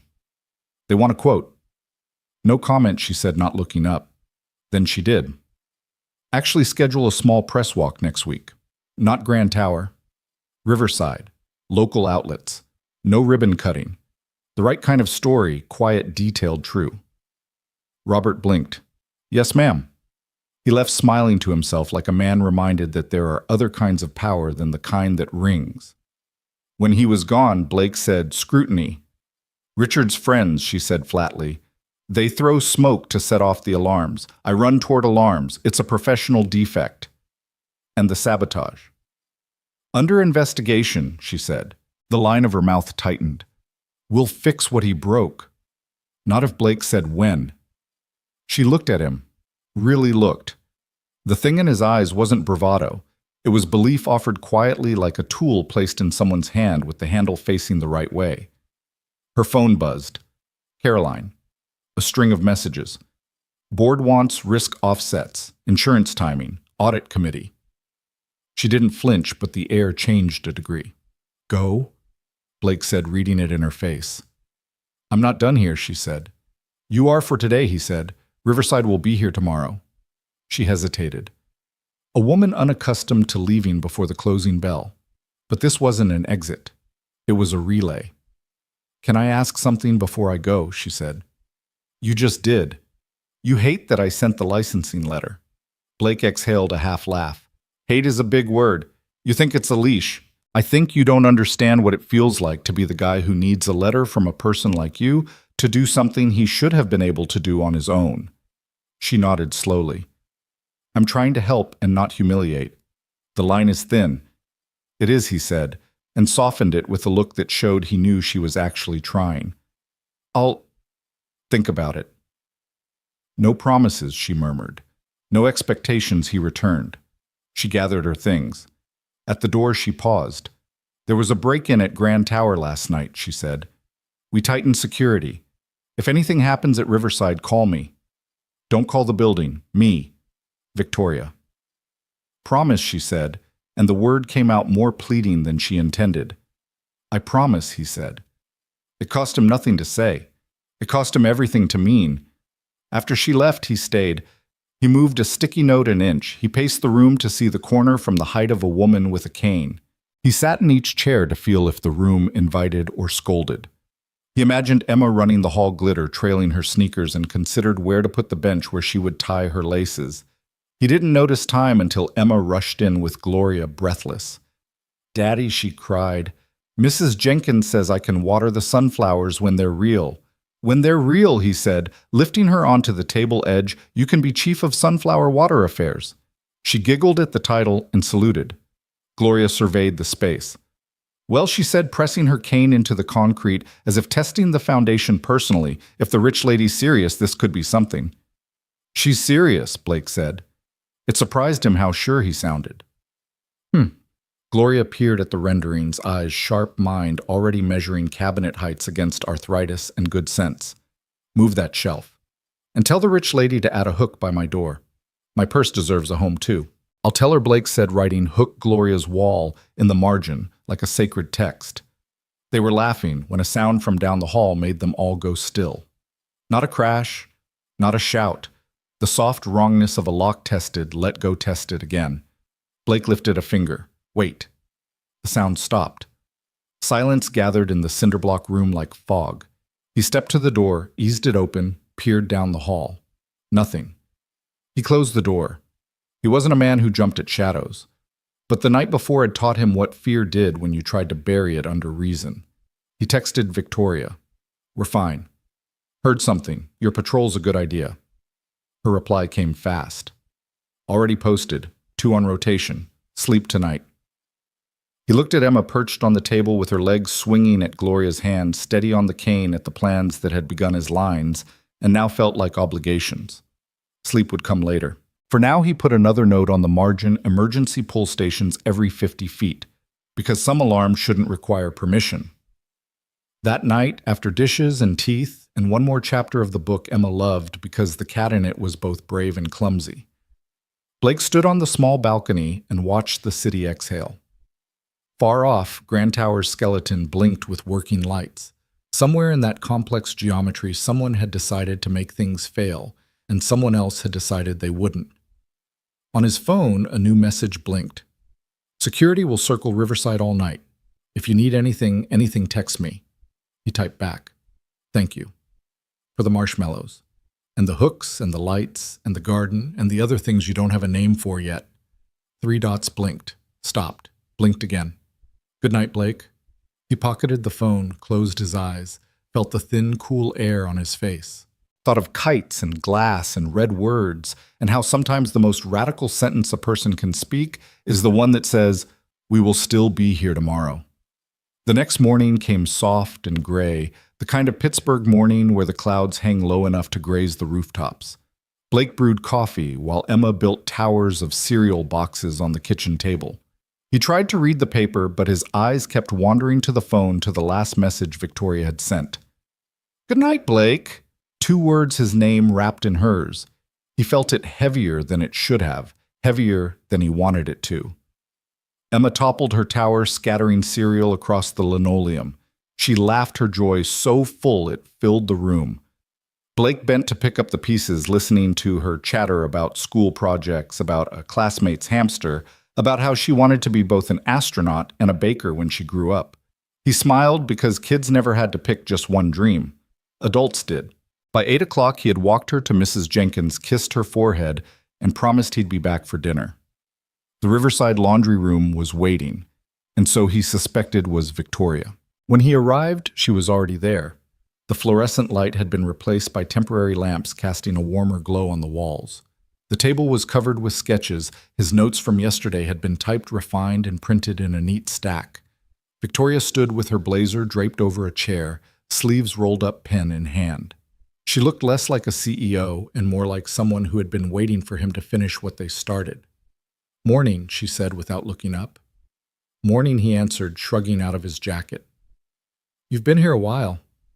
Couldn't sleep, she admitted. I kept thinking about the corridor you mentioned, about the light. I walked through my apartment last night and tried to imagine it without lamps. Every corner felt different. He grunted, but it wasn't dismissal. It was recognition. That's how people live. They remember the dark corners, not the fancy lobbies. Her mouth tugged into a small smile.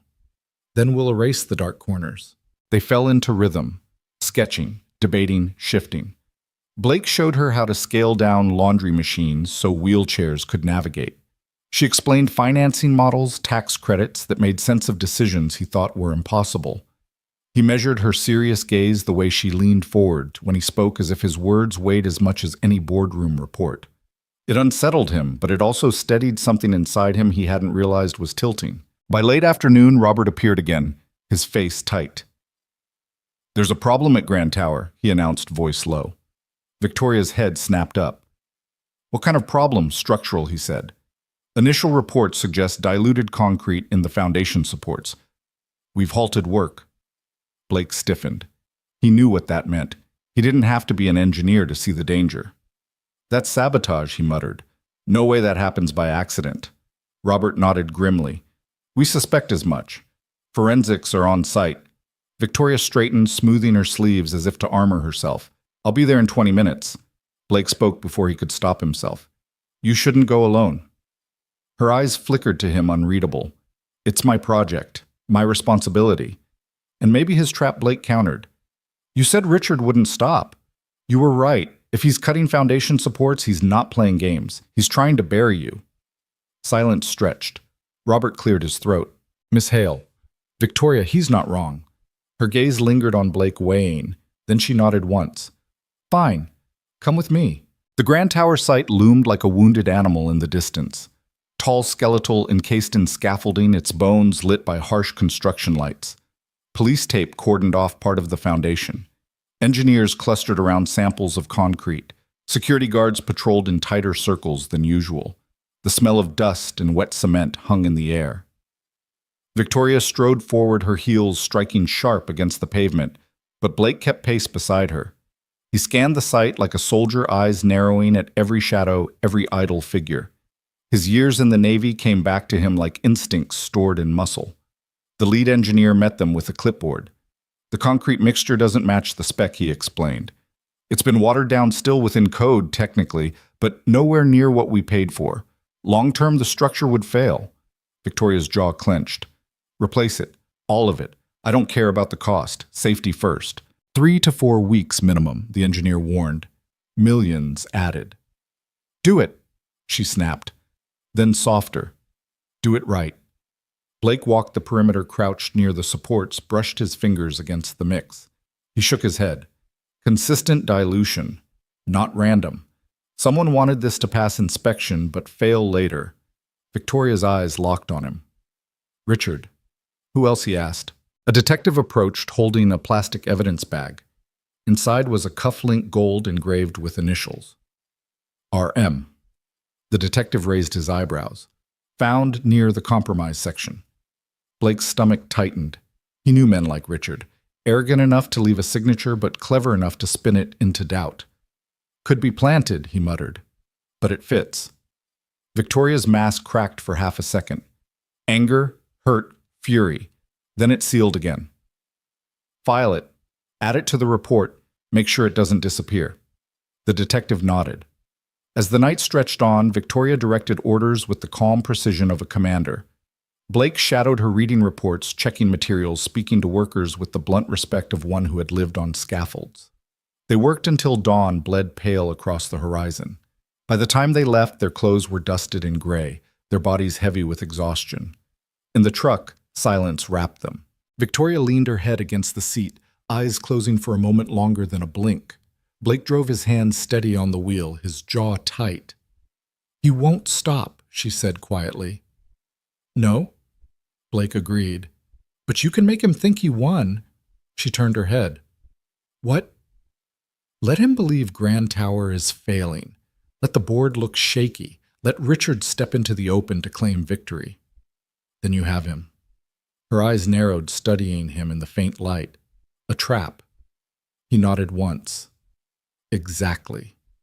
Silence stretched again, heavy but alive. Then she spoke softer than he'd ever heard. "Why are you helping me, Blake?" He kept his eyes on the road. "Because some things are worth fighting for. Some people too." Her breath caught, but she didn't answer. She didn't need to. When he pulled up to her building, she rested her hand lightly on his sleeve. Just once. Just long enough to mean something. "Bring Emma to dinner tomorrow," she said. "We could all use something normal." Normal. Such a simple word, such a foreign one. But Blake found himself nodding anyway. Victoria's penthouse was elegant, softened by change. Child's drawings pinned beside art. A throw blanket slouched across a leather chair. Books that had been touched, not staged. Caroline teased her as she fussed over takeout boxes and wine glasses. The great Victoria Hale nervous over dinner with a construction worker and his daughter. "He's not just a construction worker," Victoria replied without thinking. Caroline's smile said everything. The doorbell rang. Blake stood there in a button-down Emma with a ribbon in her hair and a gift bag in her hand. "We brought dessert," Emma said proudly. "Daddy says it's polite." Victoria bent to take it, her heart strangely full. "That's very thoughtful." And when Emma tugged her inside, talking about rocks and flowers and things that mattered more than towers of steel, Victoria realized the truth. The foundation shifting under her feet wasn't concrete. It was trust. It was possibility. It was them. The evening light spread gold across Victoria's penthouse windows, bathing the city below in a glow that seemed softer than usual. Perhaps it was only because Emma's laughter filled the space, bouncing off polished glass and stone like sunlight breaking into a cavern long starved of warmth. Takeout boxes crowded the kitchen island, dumplings, noodles, stir-fried vegetables, and paper cartons that steamed in the cool air. Emma perched on a tall stool, swinging her legs, explaining the difference between her special rocks with the gravity of a professor. This one, she said, holding up a smooth gray pebble flecked with white, is a moon rock. It fell from the sky. Daddy says it's from the river, but I know better. Victoria leaned closer, her voice conspiratorial. I believe you. Sometimes the river hides things for only the bravest kids to find. Emma grinned, satisfied, and pushed another rock toward Blake.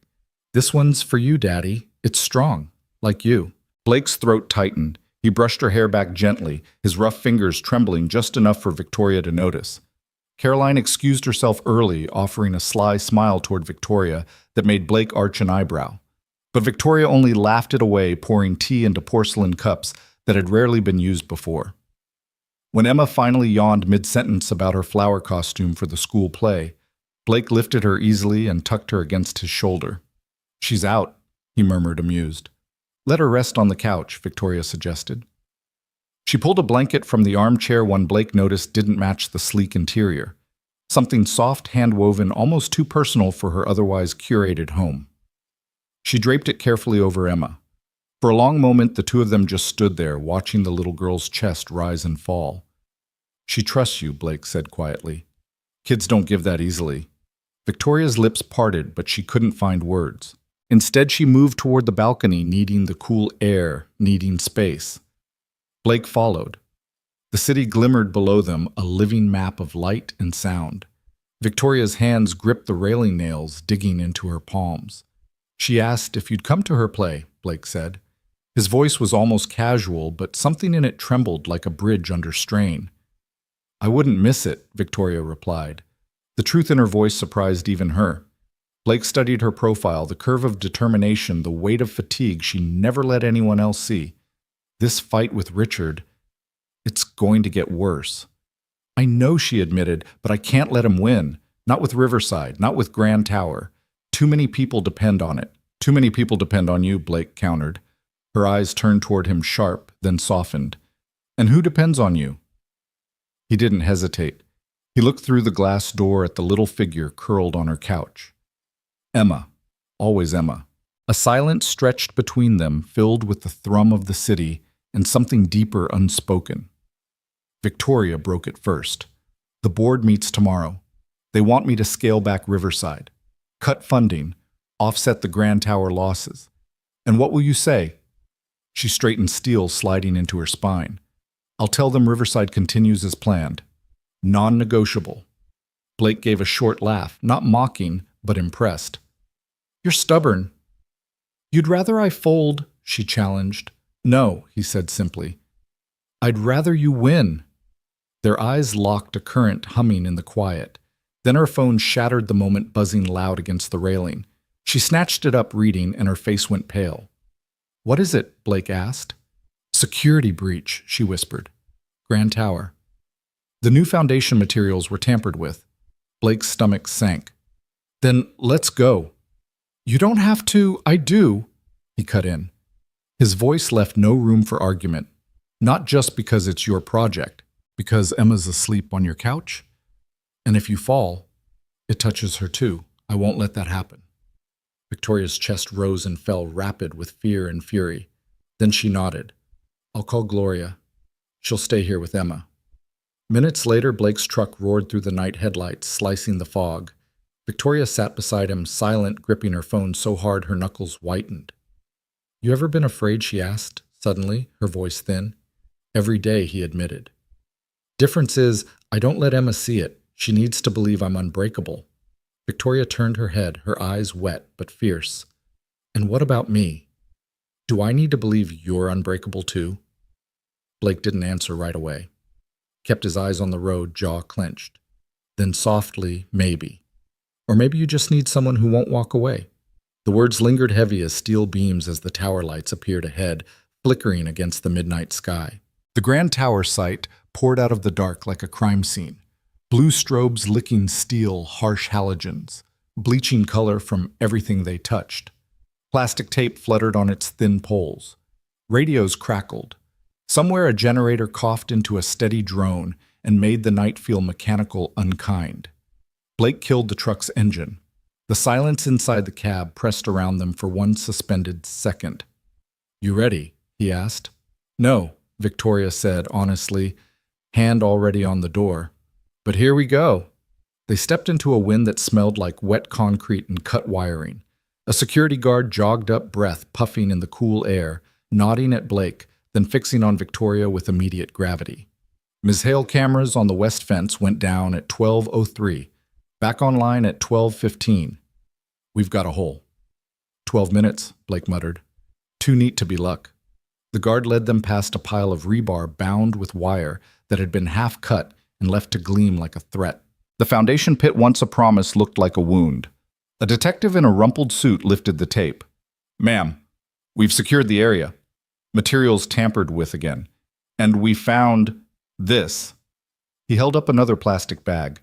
Inside, a small smear of red transfer, like a whisper of paint, clung to the edge of a broken pallet. Next to it, a sliver of metal, almost nothing, curved like a comma. "What is it?" Victoria asked. "Shaved lockpiece," Blake said before the detective could answer. "Filed clean, then snapped to look like age. Whoever did this wanted it to pass a glance." The detective shot him a look. "You law enforcement Navy Seabees," Blake said. "Long time ago." "Useful," the detective replied, tucking the bag away. "We'll process it. There's more." They walked to the west perimeter where a gate hung at a wrong angle. Blake crouched and pointed with 2 fingers, careful not to touch. "See that boot tread? Not work boots. Softer sole. Likely athletic." And here he eyed a tiny glint. Micro scratches on the latch. Someone slid a blade to lift the tongue. Experienced, not a neighborhood kid. Victoria said nothing. She folded the edges of her blazer tighter, a makeshift armor that didn't help. Her mind ticked through contingencies, the board meeting in the morning, the balance sheet that would absorb this hit like a body takes a punch. She pictured investors' faces, arched eyebrows behind designer frames. She pictured Emma sleeping under her blanket, small and untroubled. She forced her breath steady. "Chain of custody," she said to the detective. "No shortcuts. I want every sample logged, every photo time-stamped, every access badge cross-referenced." "Already in motion," he said. "We've got forensics dusting, and we found something else you're not going to like." They returned to the foundation where a cooler of fresh admixture had been cracked open and resealed. Forensics photographed the lid, the fingerprints dusting like frost across plastic. "See the residue line," the tech said, pointing with a gloved hand. "Liquid level dropped, then topped with water. It'll set. It'll pass code. But 20 years from now, it fails." Blake finished jaw tight. Victoria's voice changed key, dropping lower, each word filmed with ice. "We replace every batch touched, every column poured in this window, every support within suspicion's reach. We do it now." The lead engineer, tired, decent, rubbed his face. "It'll cost us millions." "So would a failure," she said. "So would a funeral." He nodded once. Orders were orders. But he looked at her with that quick, reluctant respect people give leaders when they see the thing beneath the polish is real. They walked. They worked. She stood under the hiss of work lights and made decisions with the clarity that had built her career. Call the supplier at 2 a.m. and demand a randomized lot. Fire the night manager whose logs were conveniently vague. Hire an outside lab for parallel testing so no one could claim conflict later. Post 2 guards per corner. Write a policy with her own hand on a clipboard because sometimes ink from the boss scares lazy compliance more than any memo. Blake moved in a different orbit, checking welds, asking workers where they had been stationed, listening for the story under the story. He found a laborer whose cousin mentioned a new independent crew that had been sniffing for side work after hours. He flagged the names and passed them to the detective. He followed his gut to the breaker panel and found a scored casing that matched the camera blackout. "Deliberate cut," he said. "Easy fix. Easier cover." He and Victoria met again by the pit, both dusted in gray, both ringed by the same blue bruises, fatigue leaves under the eyes. "You don't have to keep doing this," he said, because it felt required to offer, even if he knew the answer. "Neither do you," she returned. They almost smiled, allied by stubbornness. One of the guards jogged over, sheepish, holding up a cheap disposable lighter wrapped in a paper towel. Found this by the fence. Victoria stared. The lighter was red, the kind you bought in batches at gas stations. But on its side, stuck in the grit, a tiny gold fleck caught the light. "This is ridiculous," she whispered. "He's leaving breadcrumbs like a cartoon villain." "Or he knows we'll think that," Blake said. Plausible deniability baked in. She exhaled through her nose. Either way, it's going into evidence. They worked until the horizon lightened smearing orange behind the black ribs of the tower. When the sky softened to the color of old paper, the sight felt less haunted, more human. The night had not beaten them. It had merely demanded their stamina.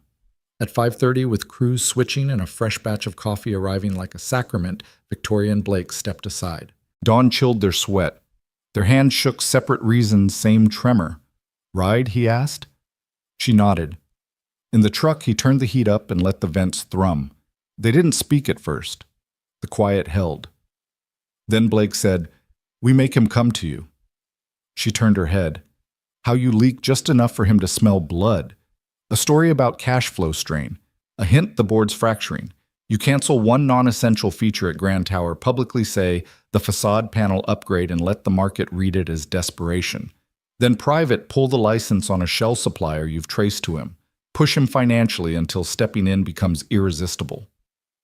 Her mind clicked through steps, a lock opening. He moves to buy the debt. He consolidates pressure. He overplays. "And we're ready," Blake said. "You and Caroline Marshall documents admixture, invoices, camera outages, subcontractor connections. You give the DA a clean, tight package.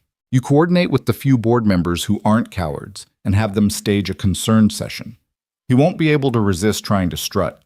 When he does, you have him on tape meeting with the middleman he thinks is loyal." He paused. "Because he's not." "You know a middleman?" she asked, half amused despite the hour. "I know how to talk to the guy who delivers coffee to the middleman," he said. "People tell the guy with dust on his boots more than they tell a man in a $3,000 coat." She let out a breath that turned into something like a laugh. "You're dangerous when you're tired." "I'm honest when I'm tired," he said, less polite. Same difference. She watched the city unspool through the windshield bridges, row houses, a bakery yawning awake. For a moment she saw her father walking into the morning with his lunch pail. She felt the little emerald circle against her wrist that wasn't there. "What if it fails?" she asked. "What if I poke the bear and he just bites harder?" "Then we count teeth," Blake said. "And we build again." "That's what you do, isn't it?" "The whole city is you refusing to stop." She swallowed. The words slid somewhere they weren't supposed to be, and yet they belonged. "I can't lose Riverside." "You won't," he said. "You don't know that." "I know you." The sentence trembled between them like a thin wire strung over a deep drop. She didn't touch it, not yet. She placed it carefully on a shelf in her mind and labeled it evidence. Review later. The truck rolled to a stop outside her building. The sun had climbed just enough to paint the stone gold. She put a hand on the door, then turned back. "Emma's play," she said, voice small against all the iron she'd just carried. "It's today, isn't it, for?" he said. "Elementary school gym, folding chairs, terrible lighting, the finest theater in the city." "I'll be there," she said, "no matter what the board throws at me." A promise he asked. A promise, she said, and in a life full of contracts, it felt like the only one that ever counted. She slid out of the truck. Then she leaned back in fingers curling on the frame. "Thank you," she added, and her eyes made the word bigger than its shape. "For the plan, for staying." "Go sleep for an hour," he said. "Even generals nap." She smirked. Then she left. She didn't sleep. She showered fast, poured coffee stronger than reason, and called Caroline. War, she said, not bothering with hello. "We're doing it my way." "I'm all ears and subpoenas," Caroline replied. "Leak to the right reporter that we're reviewing capital outlays at Grand Tower. I'll cancel the glass upgrade publicly, quietly prep supportive board members. Send the DA everything we have, and I want you to hire a private lab to microtag every future concrete delivery. If anyone tampers, I want it traceable, like glitter." "Glitter," Caroline said, smiling through the phone. "Has Emma gotten to you?" "She has," Victoria said. "And she's turning me into a person who says glitter with a straight face. Also call Robert. Riverside Press Walk next week." Quiet. Real people, not donors. You're juggling chainsaws while riding a unicycle, Caroline observed. You sure you don't want to be a jazz pianist instead? I can't play piano, Victoria said. Then we juggle, Caroline said. I'll draft the leaks. Try not to bleed on your suit at the board meeting. It makes directors faint. Victoria hung up, grabbed her portfolio, and went to face the men who considered themselves her equals. She left a note on the counter in quick, cramped script. 4 p.m. Don't be late. It wasn't for her. It was a promise to a 6-year-old in a flower costume. Blake spent the morning back at Riverside adjusting dimensions and penciling in Grace. He watched Gloria test the height of a mock shelf with theatrical solemnity. He let Emma choose the shade of purple that would become her room's paint, thanks to a cheap sample fan he'd borrowed from the hardware store for research. He answered a call from Russo with a one-word grunt that meant alive. He looked at the clock too often. At 3:30, he held Emma's hand as they walked into the gym that smelled like eraser dust and orange slices. Paper daisies taped to a crepe paper curtain, chairs lined like soldiers, parents trying to look casual while brimming with pride. He scanned the doorway. 4 o'clock ticked toward them. At 3:59, a figure slipped inside and stilled in the back row. Breathless hair damp from a sprint suit jacket over one arm, a shadow of battle still clinging to her.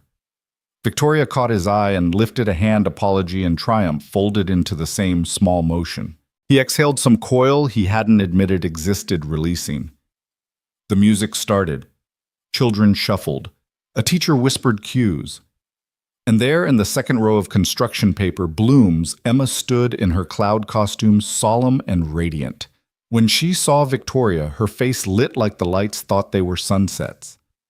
Blake looked at Victoria. She wasn't watching the stage like a corporate benefactor collecting civic points. She was watching like a woman who had found a place she wanted to belong. Her shoulders dropped. Her eyes went soft. She laughed when the butterfly tripped. She clapped when the caterpillar became a ribbon-twirling miracle. She leaned forward when Emma lifted her arms and swayed slow and sure, a cloud that knew how to move for others. When the curtain fell and the shouts erupted and all the parents became paparazzi, Emma ran straight to her. "Did you see me?" she asked, breathless. "I saw you be brave," Victoria said, kneeling so they were eye to eye. "And I think the sky took notes." Emma beamed. Then she did the thing children do when they decide they know your heart. She reached out and hugged Victoria hard enough to surprise them both. Victoria held on. Blake met her gaze over Emma's shoulder, and neither of them said the thing they were both thinking. Sometimes the strongest structures are the ones you build when no one is looking. Sometimes the plan happens on paper. Sometimes it happens in a gym full of paper flowers. The war would wait an hour. They had something worth winning for. The boardroom looked like a courtroom with better lighting. Polished walnut tables stretching too far, leather chairs creaking under the weight of money and suspicion. The skyline outside gleamed indifferent.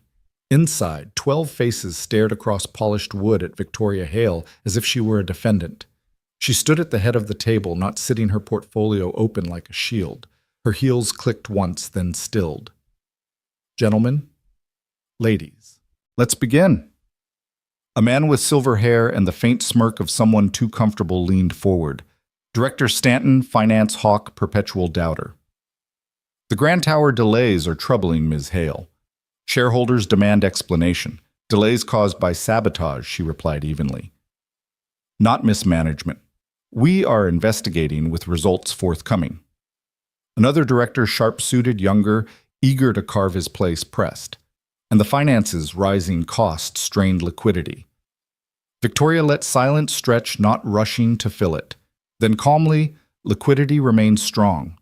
Our position stable.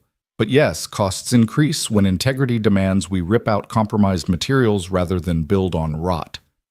If that offends your quarterly lens, I suggest you find a different company." A ripple of discomfort. Caroline, seated to her right, hid a smile behind her pen. Ms. Hale Stanton said, voice dry as ash. "Are you admitting Grand Tower is over budget?" "Yes," she said simply. "By choice. By necessity. By principle. And when the ribbon cuts, when tenants move in, when no one dies because we looked the other way, we'll all still be here to count profits. For a moment, no one breathed. Then another director, Margaret Chen-Long, skeptical but fair, nodded once.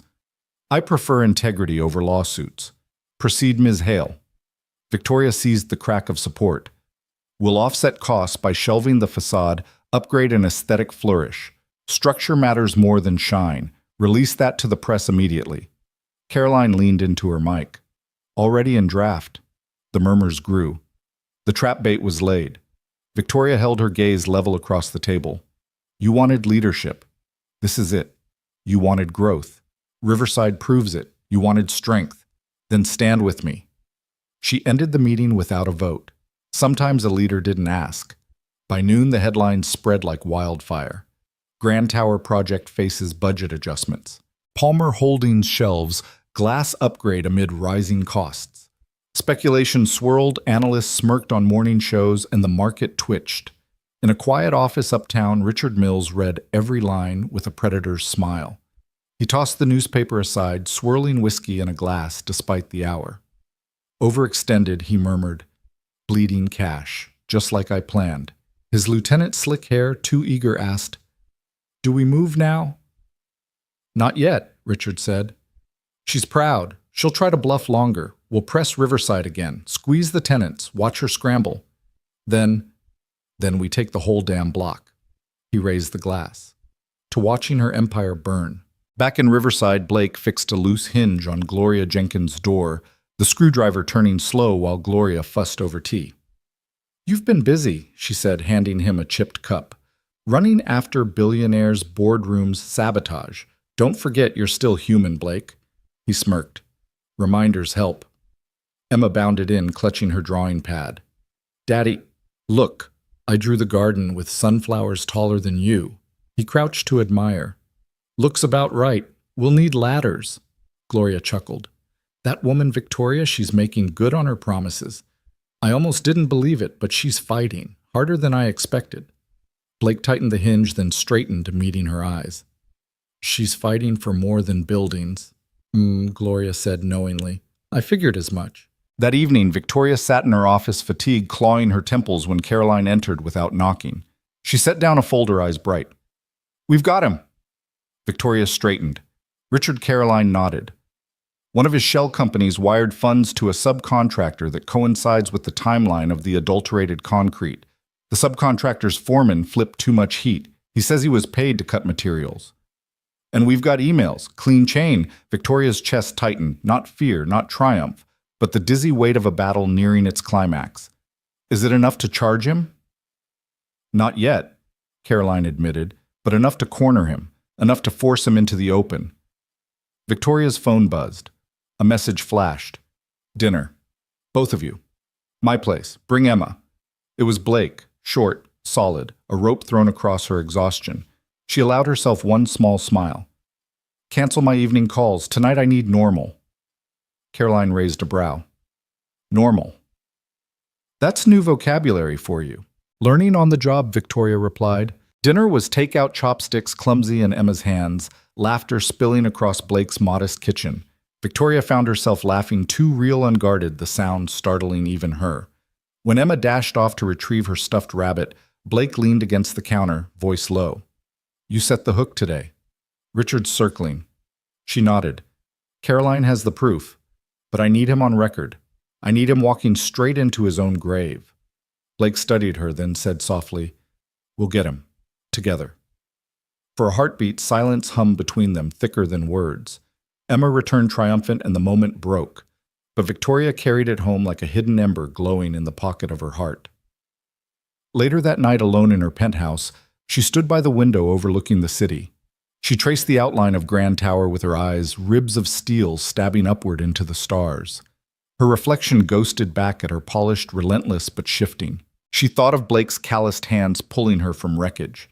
She thought of Emma's drawings taped to his walls. She thought of her father's words, decades old, build things that last. She whispered to the glass, to herself, to the city that had shaped and scarred her. This time, we build it right. The Grand Tower loomed against the night, its skeletal frame wrapped in scaffolding and spotlights. Police cruisers idled at the perimeter. Yellow tape flapped in the cold wind. The entire site smelled of dust-wet concrete and the faint burn of machinery still cooling after hours of work. Blake's truck rolled to a stop just beyond the barricades. He climbed out shoulders tight, scanning the scene like a man walking into combat. Victoria stepped down from the passenger side, her heels crunching against gravel. Her usual armor precision poise seemed thinner tonight. Fear edged her eyes, though she hid it well. A detective approached, nodding at her with quick respect. "Ms. Hale, we secured the site, but you'll want to see this." He handed her a small evidence bag. Inside glinted a cuff-link gold heavy engraved with the initials RM. Victoria's fingers trembled as she held it up. The city lights caught the engraving cruel in their clarity. Blake saw the tremor. Richard. Her throat worked. It could be planted. Or Blake said grimly, "He's arrogant enough to leave it behind. His style." The detective cleared his throat. "We'll process it, but it's damning. Too clean, maybe. Almost like he wanted it found." Victoria drew a breath, slow, measured, but Blake could feel the fury radiating off her like heat. "He's daring me," she murmured. "He wants me to know." Blake stepped closer, lowering his voice. "Then don't give him what he wants. Don't let him rattle you." She turned, meeting his eyes. In the raw reflection of floodlights, she looked less like a CEO and more like a woman carrying boulders alone for far too long. "Easier said than done," she whispered. Blake's voice softened, but there was steel beneath it. "You don't have to do it alone anymore." They walked the site with the foreman and engineers. The sabotage was meticulous. Concrete diluted just enough to pass inspections, but doomed to fail over time. Had construction continued, hundreds of lives would have been at risk. Victoria's jaw clenched tighter with every explanation. Every column replaced. No delays spared. "I don't care about the cost." The foreman hesitated. "That'll hit the budget hard." "Then it hits me, not the structure," she snapped. "Do it." Blake stepped in smoothly. "I'll oversee the replacements. Make sure no corner gets cut." The foreman gave him a sharp nod, relieved. When they left the site hours later, dawn was a pale line on the horizon. Exhaustion clung to them both, but adrenaline kept them upright. Blake drove hands steady on the wheel while Victoria leaned back, eyes closed, the cufflink still in her hand like a weight she couldn't release. "He won't stop," she said finally, voice breaking the silence. "Not until he destroys everything." Blake glanced at her, then back at the road. "Then stop playing defense." Her eyes opened sharp. "What are you suggesting? Make him think he's winning? Make him overreach. He's a predator. Predators get reckless when they smell blood. You want me to bait him?" Exactly. Set the trap. Draw him into the open. Use his arrogance against him." The truck rumbled over a bridge, city lights shimmering below. For a long moment, she said nothing, just stared out the window. Finally, she whispered, "It's dangerous." "So is letting him keep control," Blake countered. Her gaze flicked back to him. There was something different in his tone, not just advice, but partnership. A promise. "Why are you helping me?" she asked, quieter than she meant to. He didn't flinch. "Because Emma's asleep on your couch tonight. Because Gloria's life was turned upside down. Because if you lose this, the people who trusted you lose too. And—" he hesitated, then finished simply, "because some fights matter more than survival." She stared at him, words failing until the truck pulled up outside her building. The city was waking around them. Horns, footsteps, the smell of bread from a bakery nearby. Ordinary life. Normalcy. Victoria stepped out, then turned back. "Bring Emma to dinner tomorrow, both of you. We all need something normal." Blake's expression softened, the lines around his mouth easing. "Normal," he echoed. "Sounds good." She nodded once, clutching the cufflink, and disappeared into her building.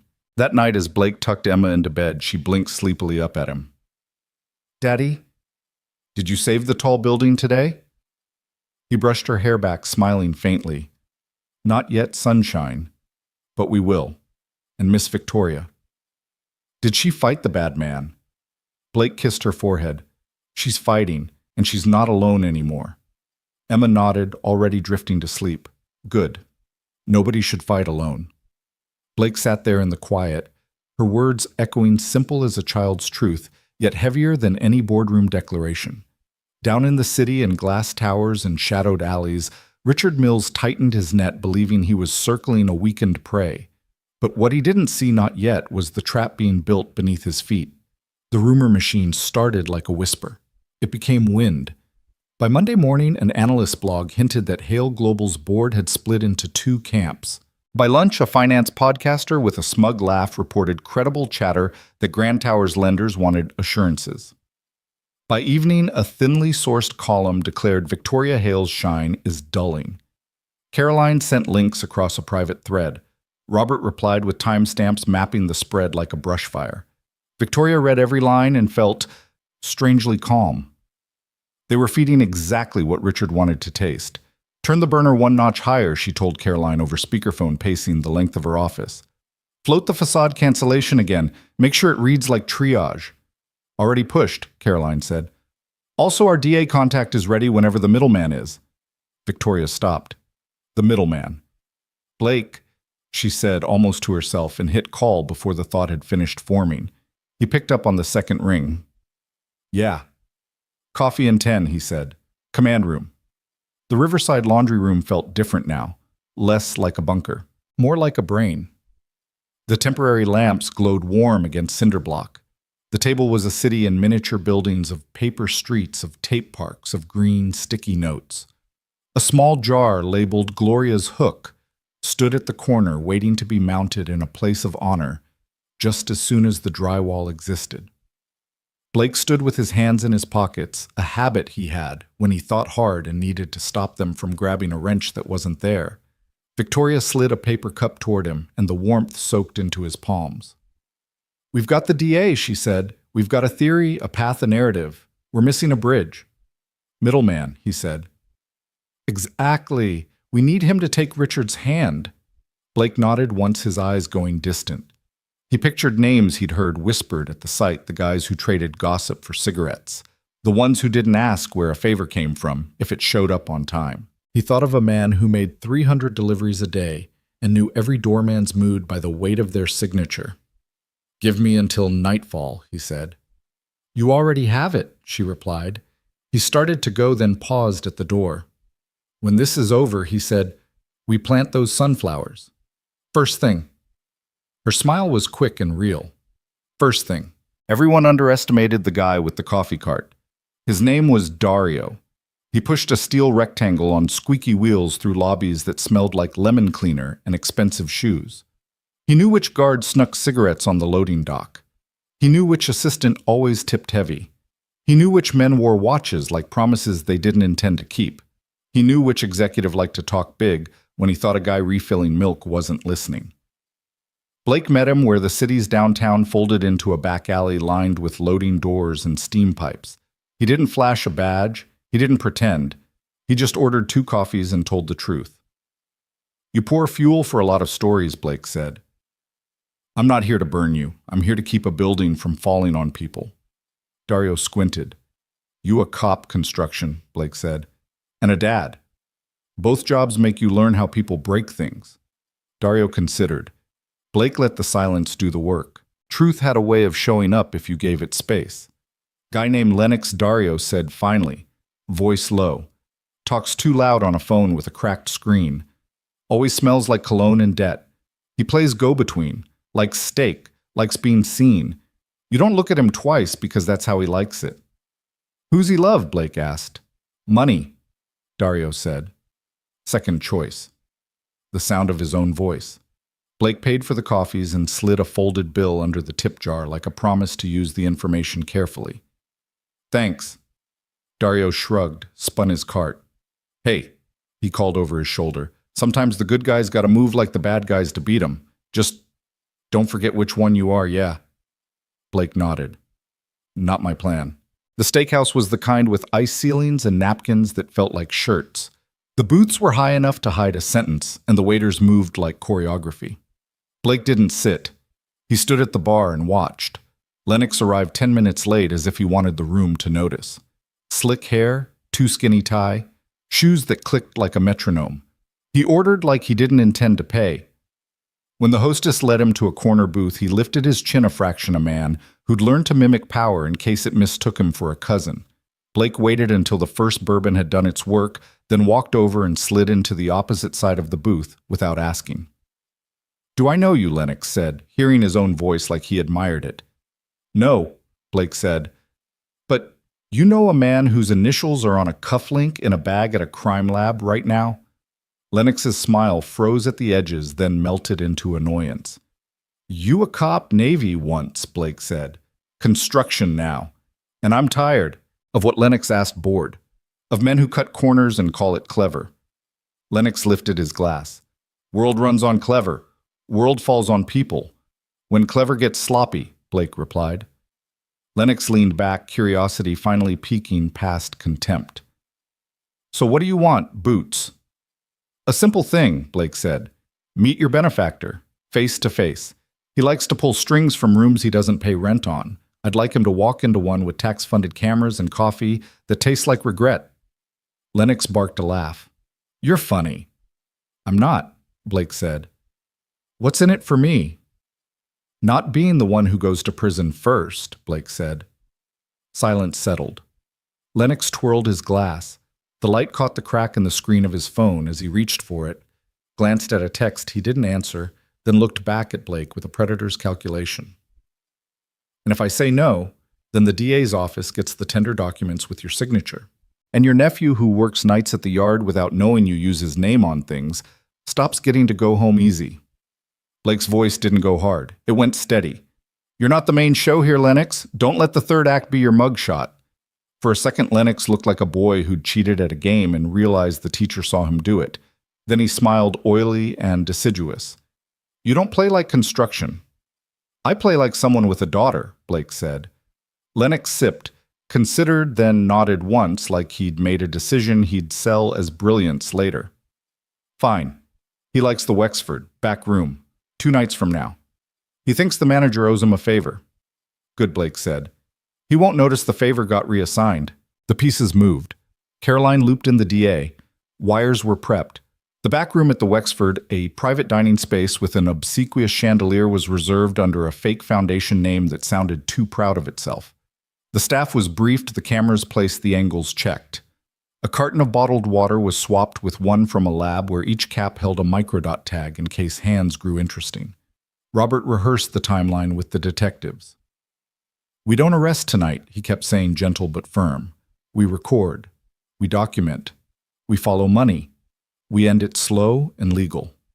Victoria watched all of it with the stillness of a person holding a breath underwater. She signed, she approved, she delegated. Then she stepped into the hallway and braced her palms against cool glass and let her forehead rest there for exactly 3 seconds. When she returned, the stillness had turned into a clean, sharp line. "Blake," she said. Finding him in the command room again, bent over the plan as if the pencil in his hand could shape more than drywall. "We need a ghost at the Wexford, someone who can sit where no one sees and hear what we need, someone who knows what to listen for." He looked up. "You're asking me to babysit a microphone. I'm asking you to guard the door with your ears," she said. "And if the door breaks with your body." "Understood," he said. She didn't thank him. He didn't need her to. The understanding was the thanks. Between errands and wires and timelines, life refused to stop being itself. Emma practiced her spelling in Gloria's living room, her pencil squeaking softly while Jeopardy hummed on the TV like a distant debate. "Does sunflower have 1 F or 2? She asked, head tilted. 2, Blake said, pouring water into Gloria's teapot. "Because sunflowers don't do anything halfway." Like Miss Victoria, Emma said, pleased with her own logic. Gloria cackled. "Out of the mouths of babes." Victoria texted between meetings. "Tell Chief of Sunflower Water Affairs that her badge is at the command room. Glitter included." A minute later, a photo arrived. Emma grinning, a paper badge taped to her shirt crookedly. "Glitter cop," written in marker. Blake stared at it longer than a photo demanded. Then he saved it. The Wexford sat where old money met new ambition. Dark wood, heavy curtains, the kind of lighting that made everyone look both richer and more tired. The back room smelled faintly of leather and the kind of wine that turned conversations into secrets. Caroline stood by the service entrance with a headset and a half smile. I always wanted to direct a play, she told the detective, who didn't look like a man who enjoyed theater and yet nodded like someone who understood blocking when a case depended on it. Robert checked a list like he'd been born with clipboards in his hands. Victoria walked the perimeter, once eyes tracking the air like a hawk reading thermals. Blake slipped into the small AV room, adjacent to the private dining area, more closet than room, and took the stool near the monitor bank. The cameras showed angles, the head of the table, the door, the hands, the pour. He adjusted the volume. Nothing to do now but wait. Waiting had a flavor.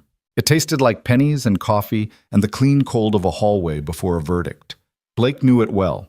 He watched the monitors and thought of Emma sleeping above Riverside's humming radiators. He thought of Victoria's father, though he'd never met the man, because he had the sense that somewhere some version of that man was watching this too. Arms crossed, saying, "Do it right, kid."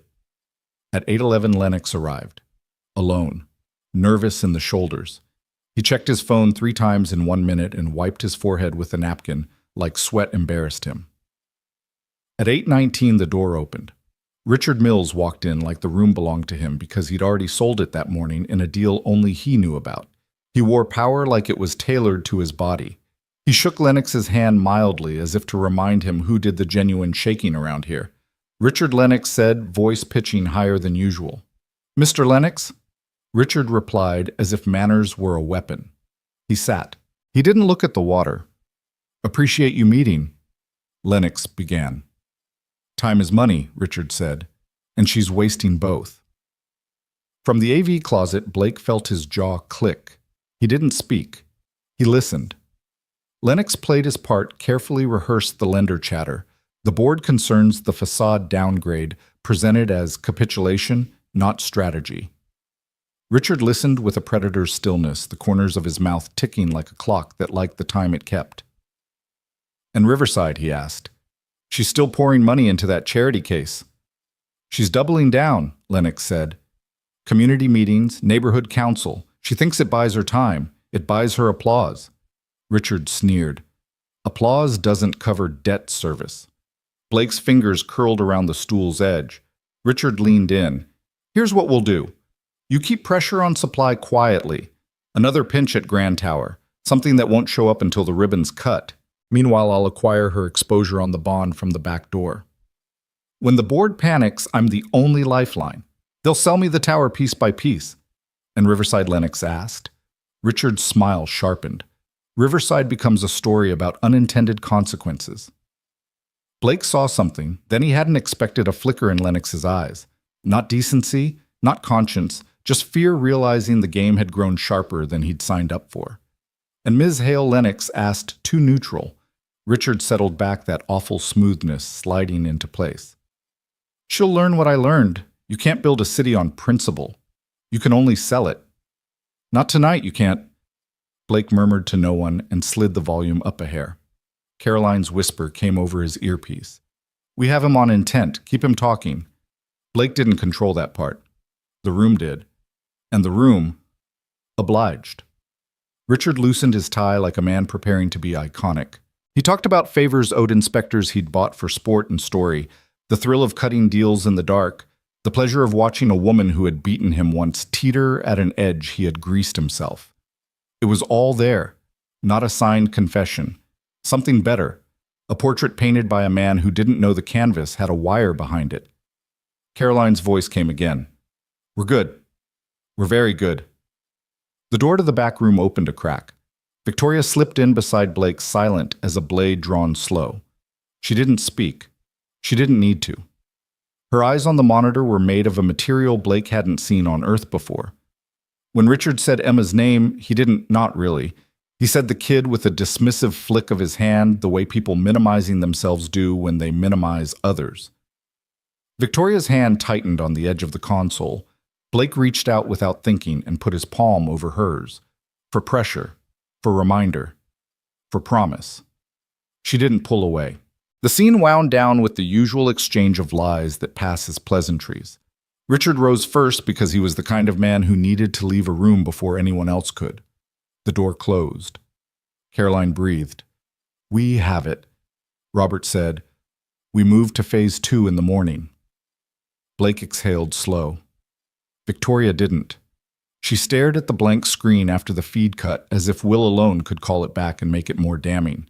"Tomorrow we don't blink," she said. "No," Blake agreed. "We don't." She turned to him close in the half-light, and for a second the city, the tower, the DA, the board, all of it fell away. There was only the knowledge that something had shifted past any point of return. "Go home," she said. "Get Emma to bed. I'll meet you at Riverside by 9. We checked the final punch list for Phase 1. "You're still doing the press walk?" he asked, astonished and a little proud.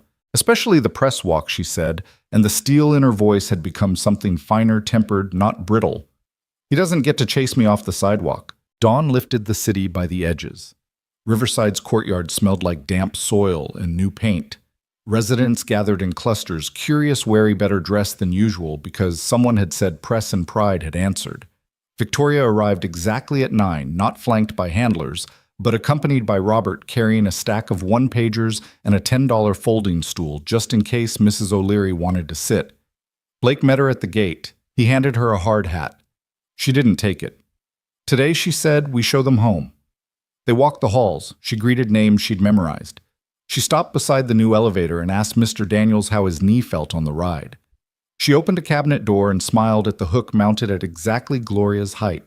She pointed to the rooftop and said to Emma, who had materialized like sunshine, "You're on watering duty after school. Chief duty?" Emma corrected gravely. "Chief duty?" Victoria agreed. Cameras flashed, but they didn't own the moment. The neighbors did. Blake stood back for a second and watched it land the way the project turned from renderings into rooms, the way suspicion thawed into that cautious, defiant hope neighborhoods grow in secret. He watched Victoria move through it not like an owner, not like a savior, like a woman who finally remembered the feeling of building something that built her back. Caroline's text buzzed. "Everything's in motion, noon." Victoria tucked the phone away. Later she whispered to the friend in her pocket, "Allowed to the courtyard cake in the community room this afternoon. Chocolate, don't argue." People laughed. It sounded like relief being brave. Blake moved to her side, low voice meant only for her. "When this breaks," he said, "it's going to be loud." "Let it," she said. "Some things deserve a crowd." He nodded. Across the street a car idled longer than a car needed to idle. Blake noticed. He always noticed. He clocked the tinted windows, the too clean bumper, the driver's posture. He didn't say anything. Not yet. Because noon was coming. Because the trap's jaw was about to close. Because sometimes, after a lifetime of doing the right thing quietly, you get to end the fight in daylight. The city was never truly quiet. Even at dawn, even at noon, there was always the thrum of buses, the far-off honk of horns, the shuffle of feet against sidewalks that had carried stories longer than most buildings had stood. But inside Riverside that morning, there was a different kind of hum, not noise, energy, anticipation. Children darted through the courtyard in shoes that squeaked against fresh pavement. Seniors leaned on polished railings, whispering to one another about how the place looked like new, but still felt like home. The smell of fresh paint mixed with the faint sweetness of cake cooling in the community room. And then, at precisely 11:55, the hum thickened into a hush.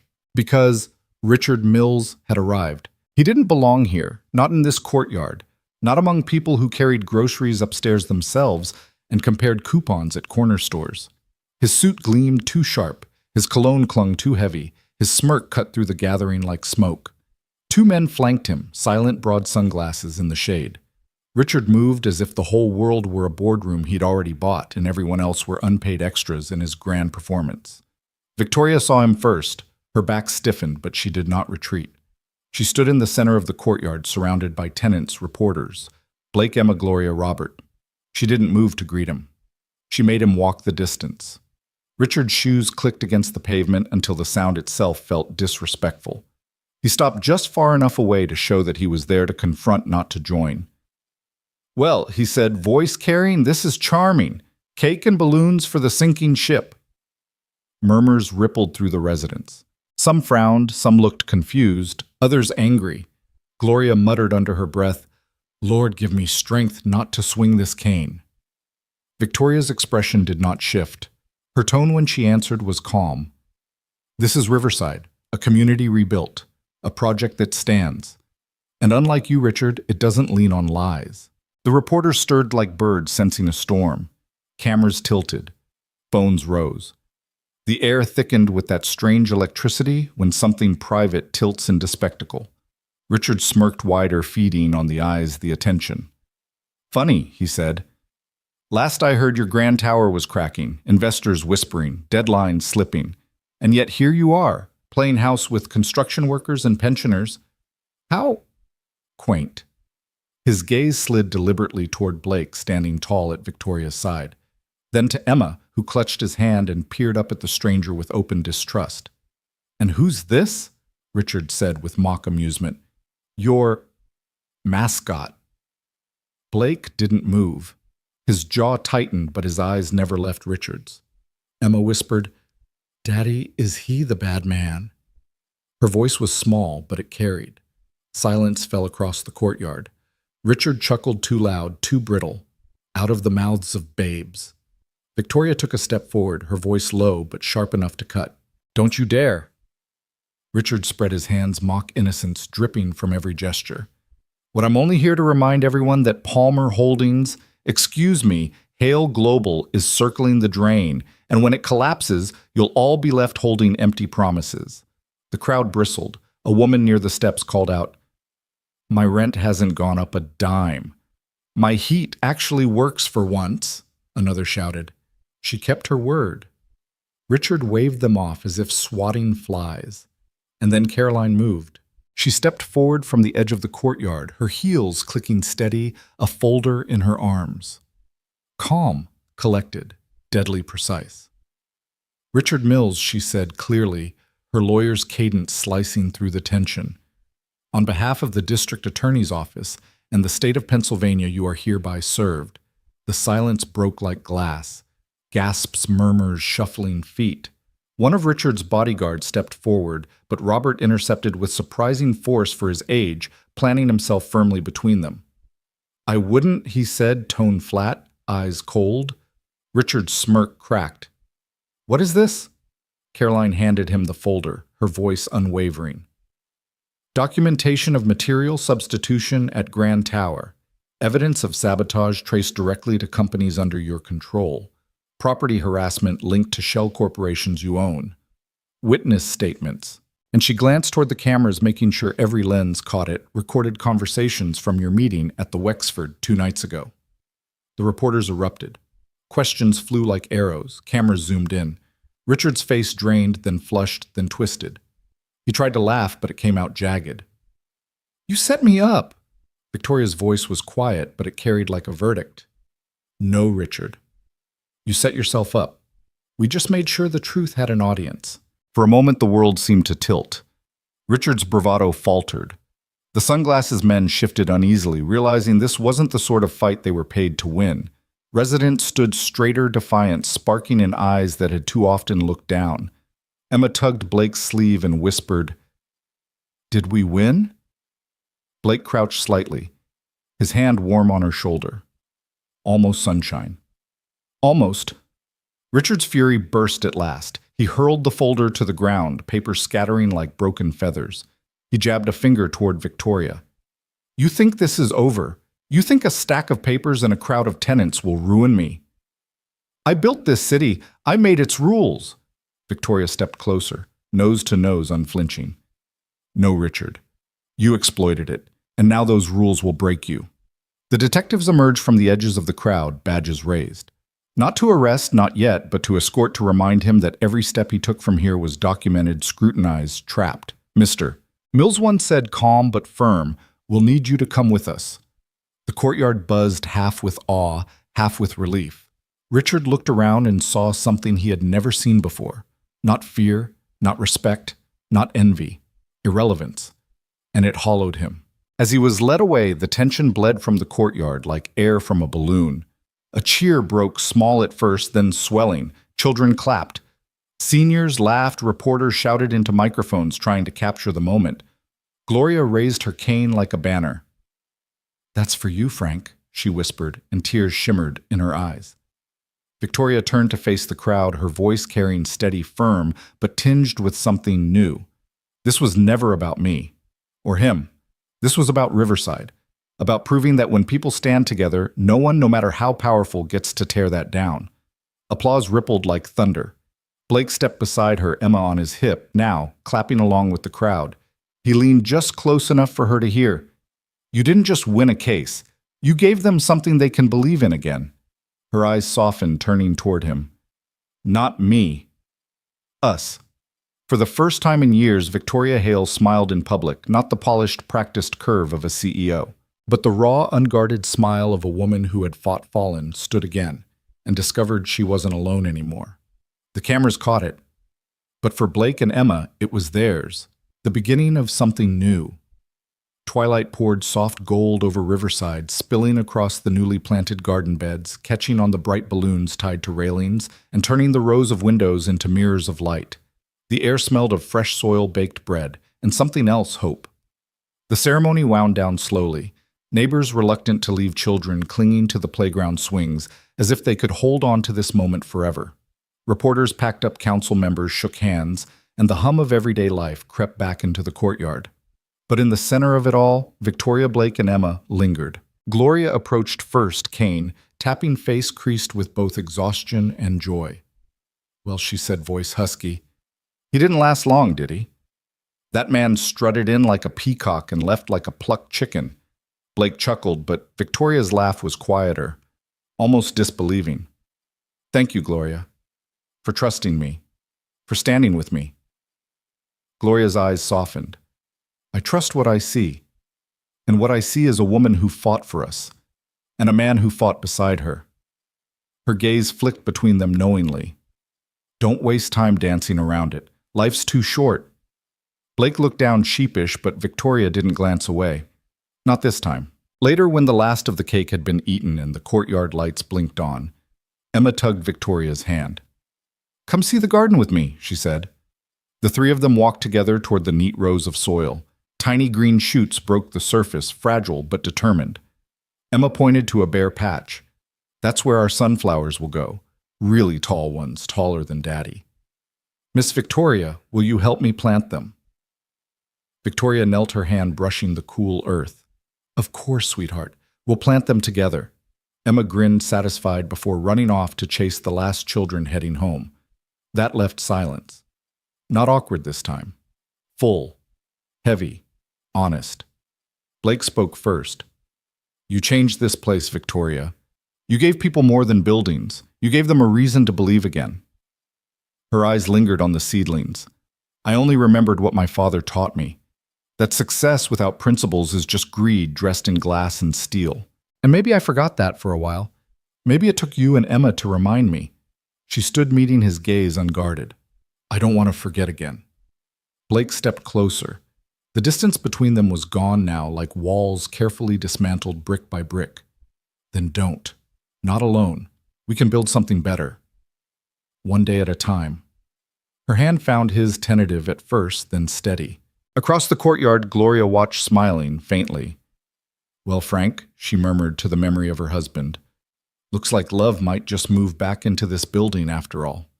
The wind lifted, carrying children's laughter, the faint strum of a guitar. Someone played on a balcony, the rustle of leaves. It was the sound of a neighborhood alive, safe, renewed. Victoria squeezed Blake's hand. Not just towers, not just profit, a future, together. Blake nodded, his eyes soft, steady. Together. Emma's voice called from across the courtyard. Daddy. Miss Victoria. Hurry! We're cutting the last piece of cake. They turned, still holding hands, still smiling. And for the first time, the future didn't feel like a battlefield or a burden. It felt like a foundation, one strong enough to hold not only buildings, but lives rebuilt from the ground up. Some rescues, it seemed, worked in both directions. And some foundations once laid with care could support something far more enduring than towers of steel and glass. They could support family. They could support love. Your thoughts will help us create meaningful stories. And if you want to hear more powerful, healing stories like this, don't forget to subscribe to the channel, click the bell icon so you don't miss any new episodes. And most importantly, share this video with people who need a little hope today. Thank you so much for your time. We hear you, we listen to you, and we are honored to tell these stories for you.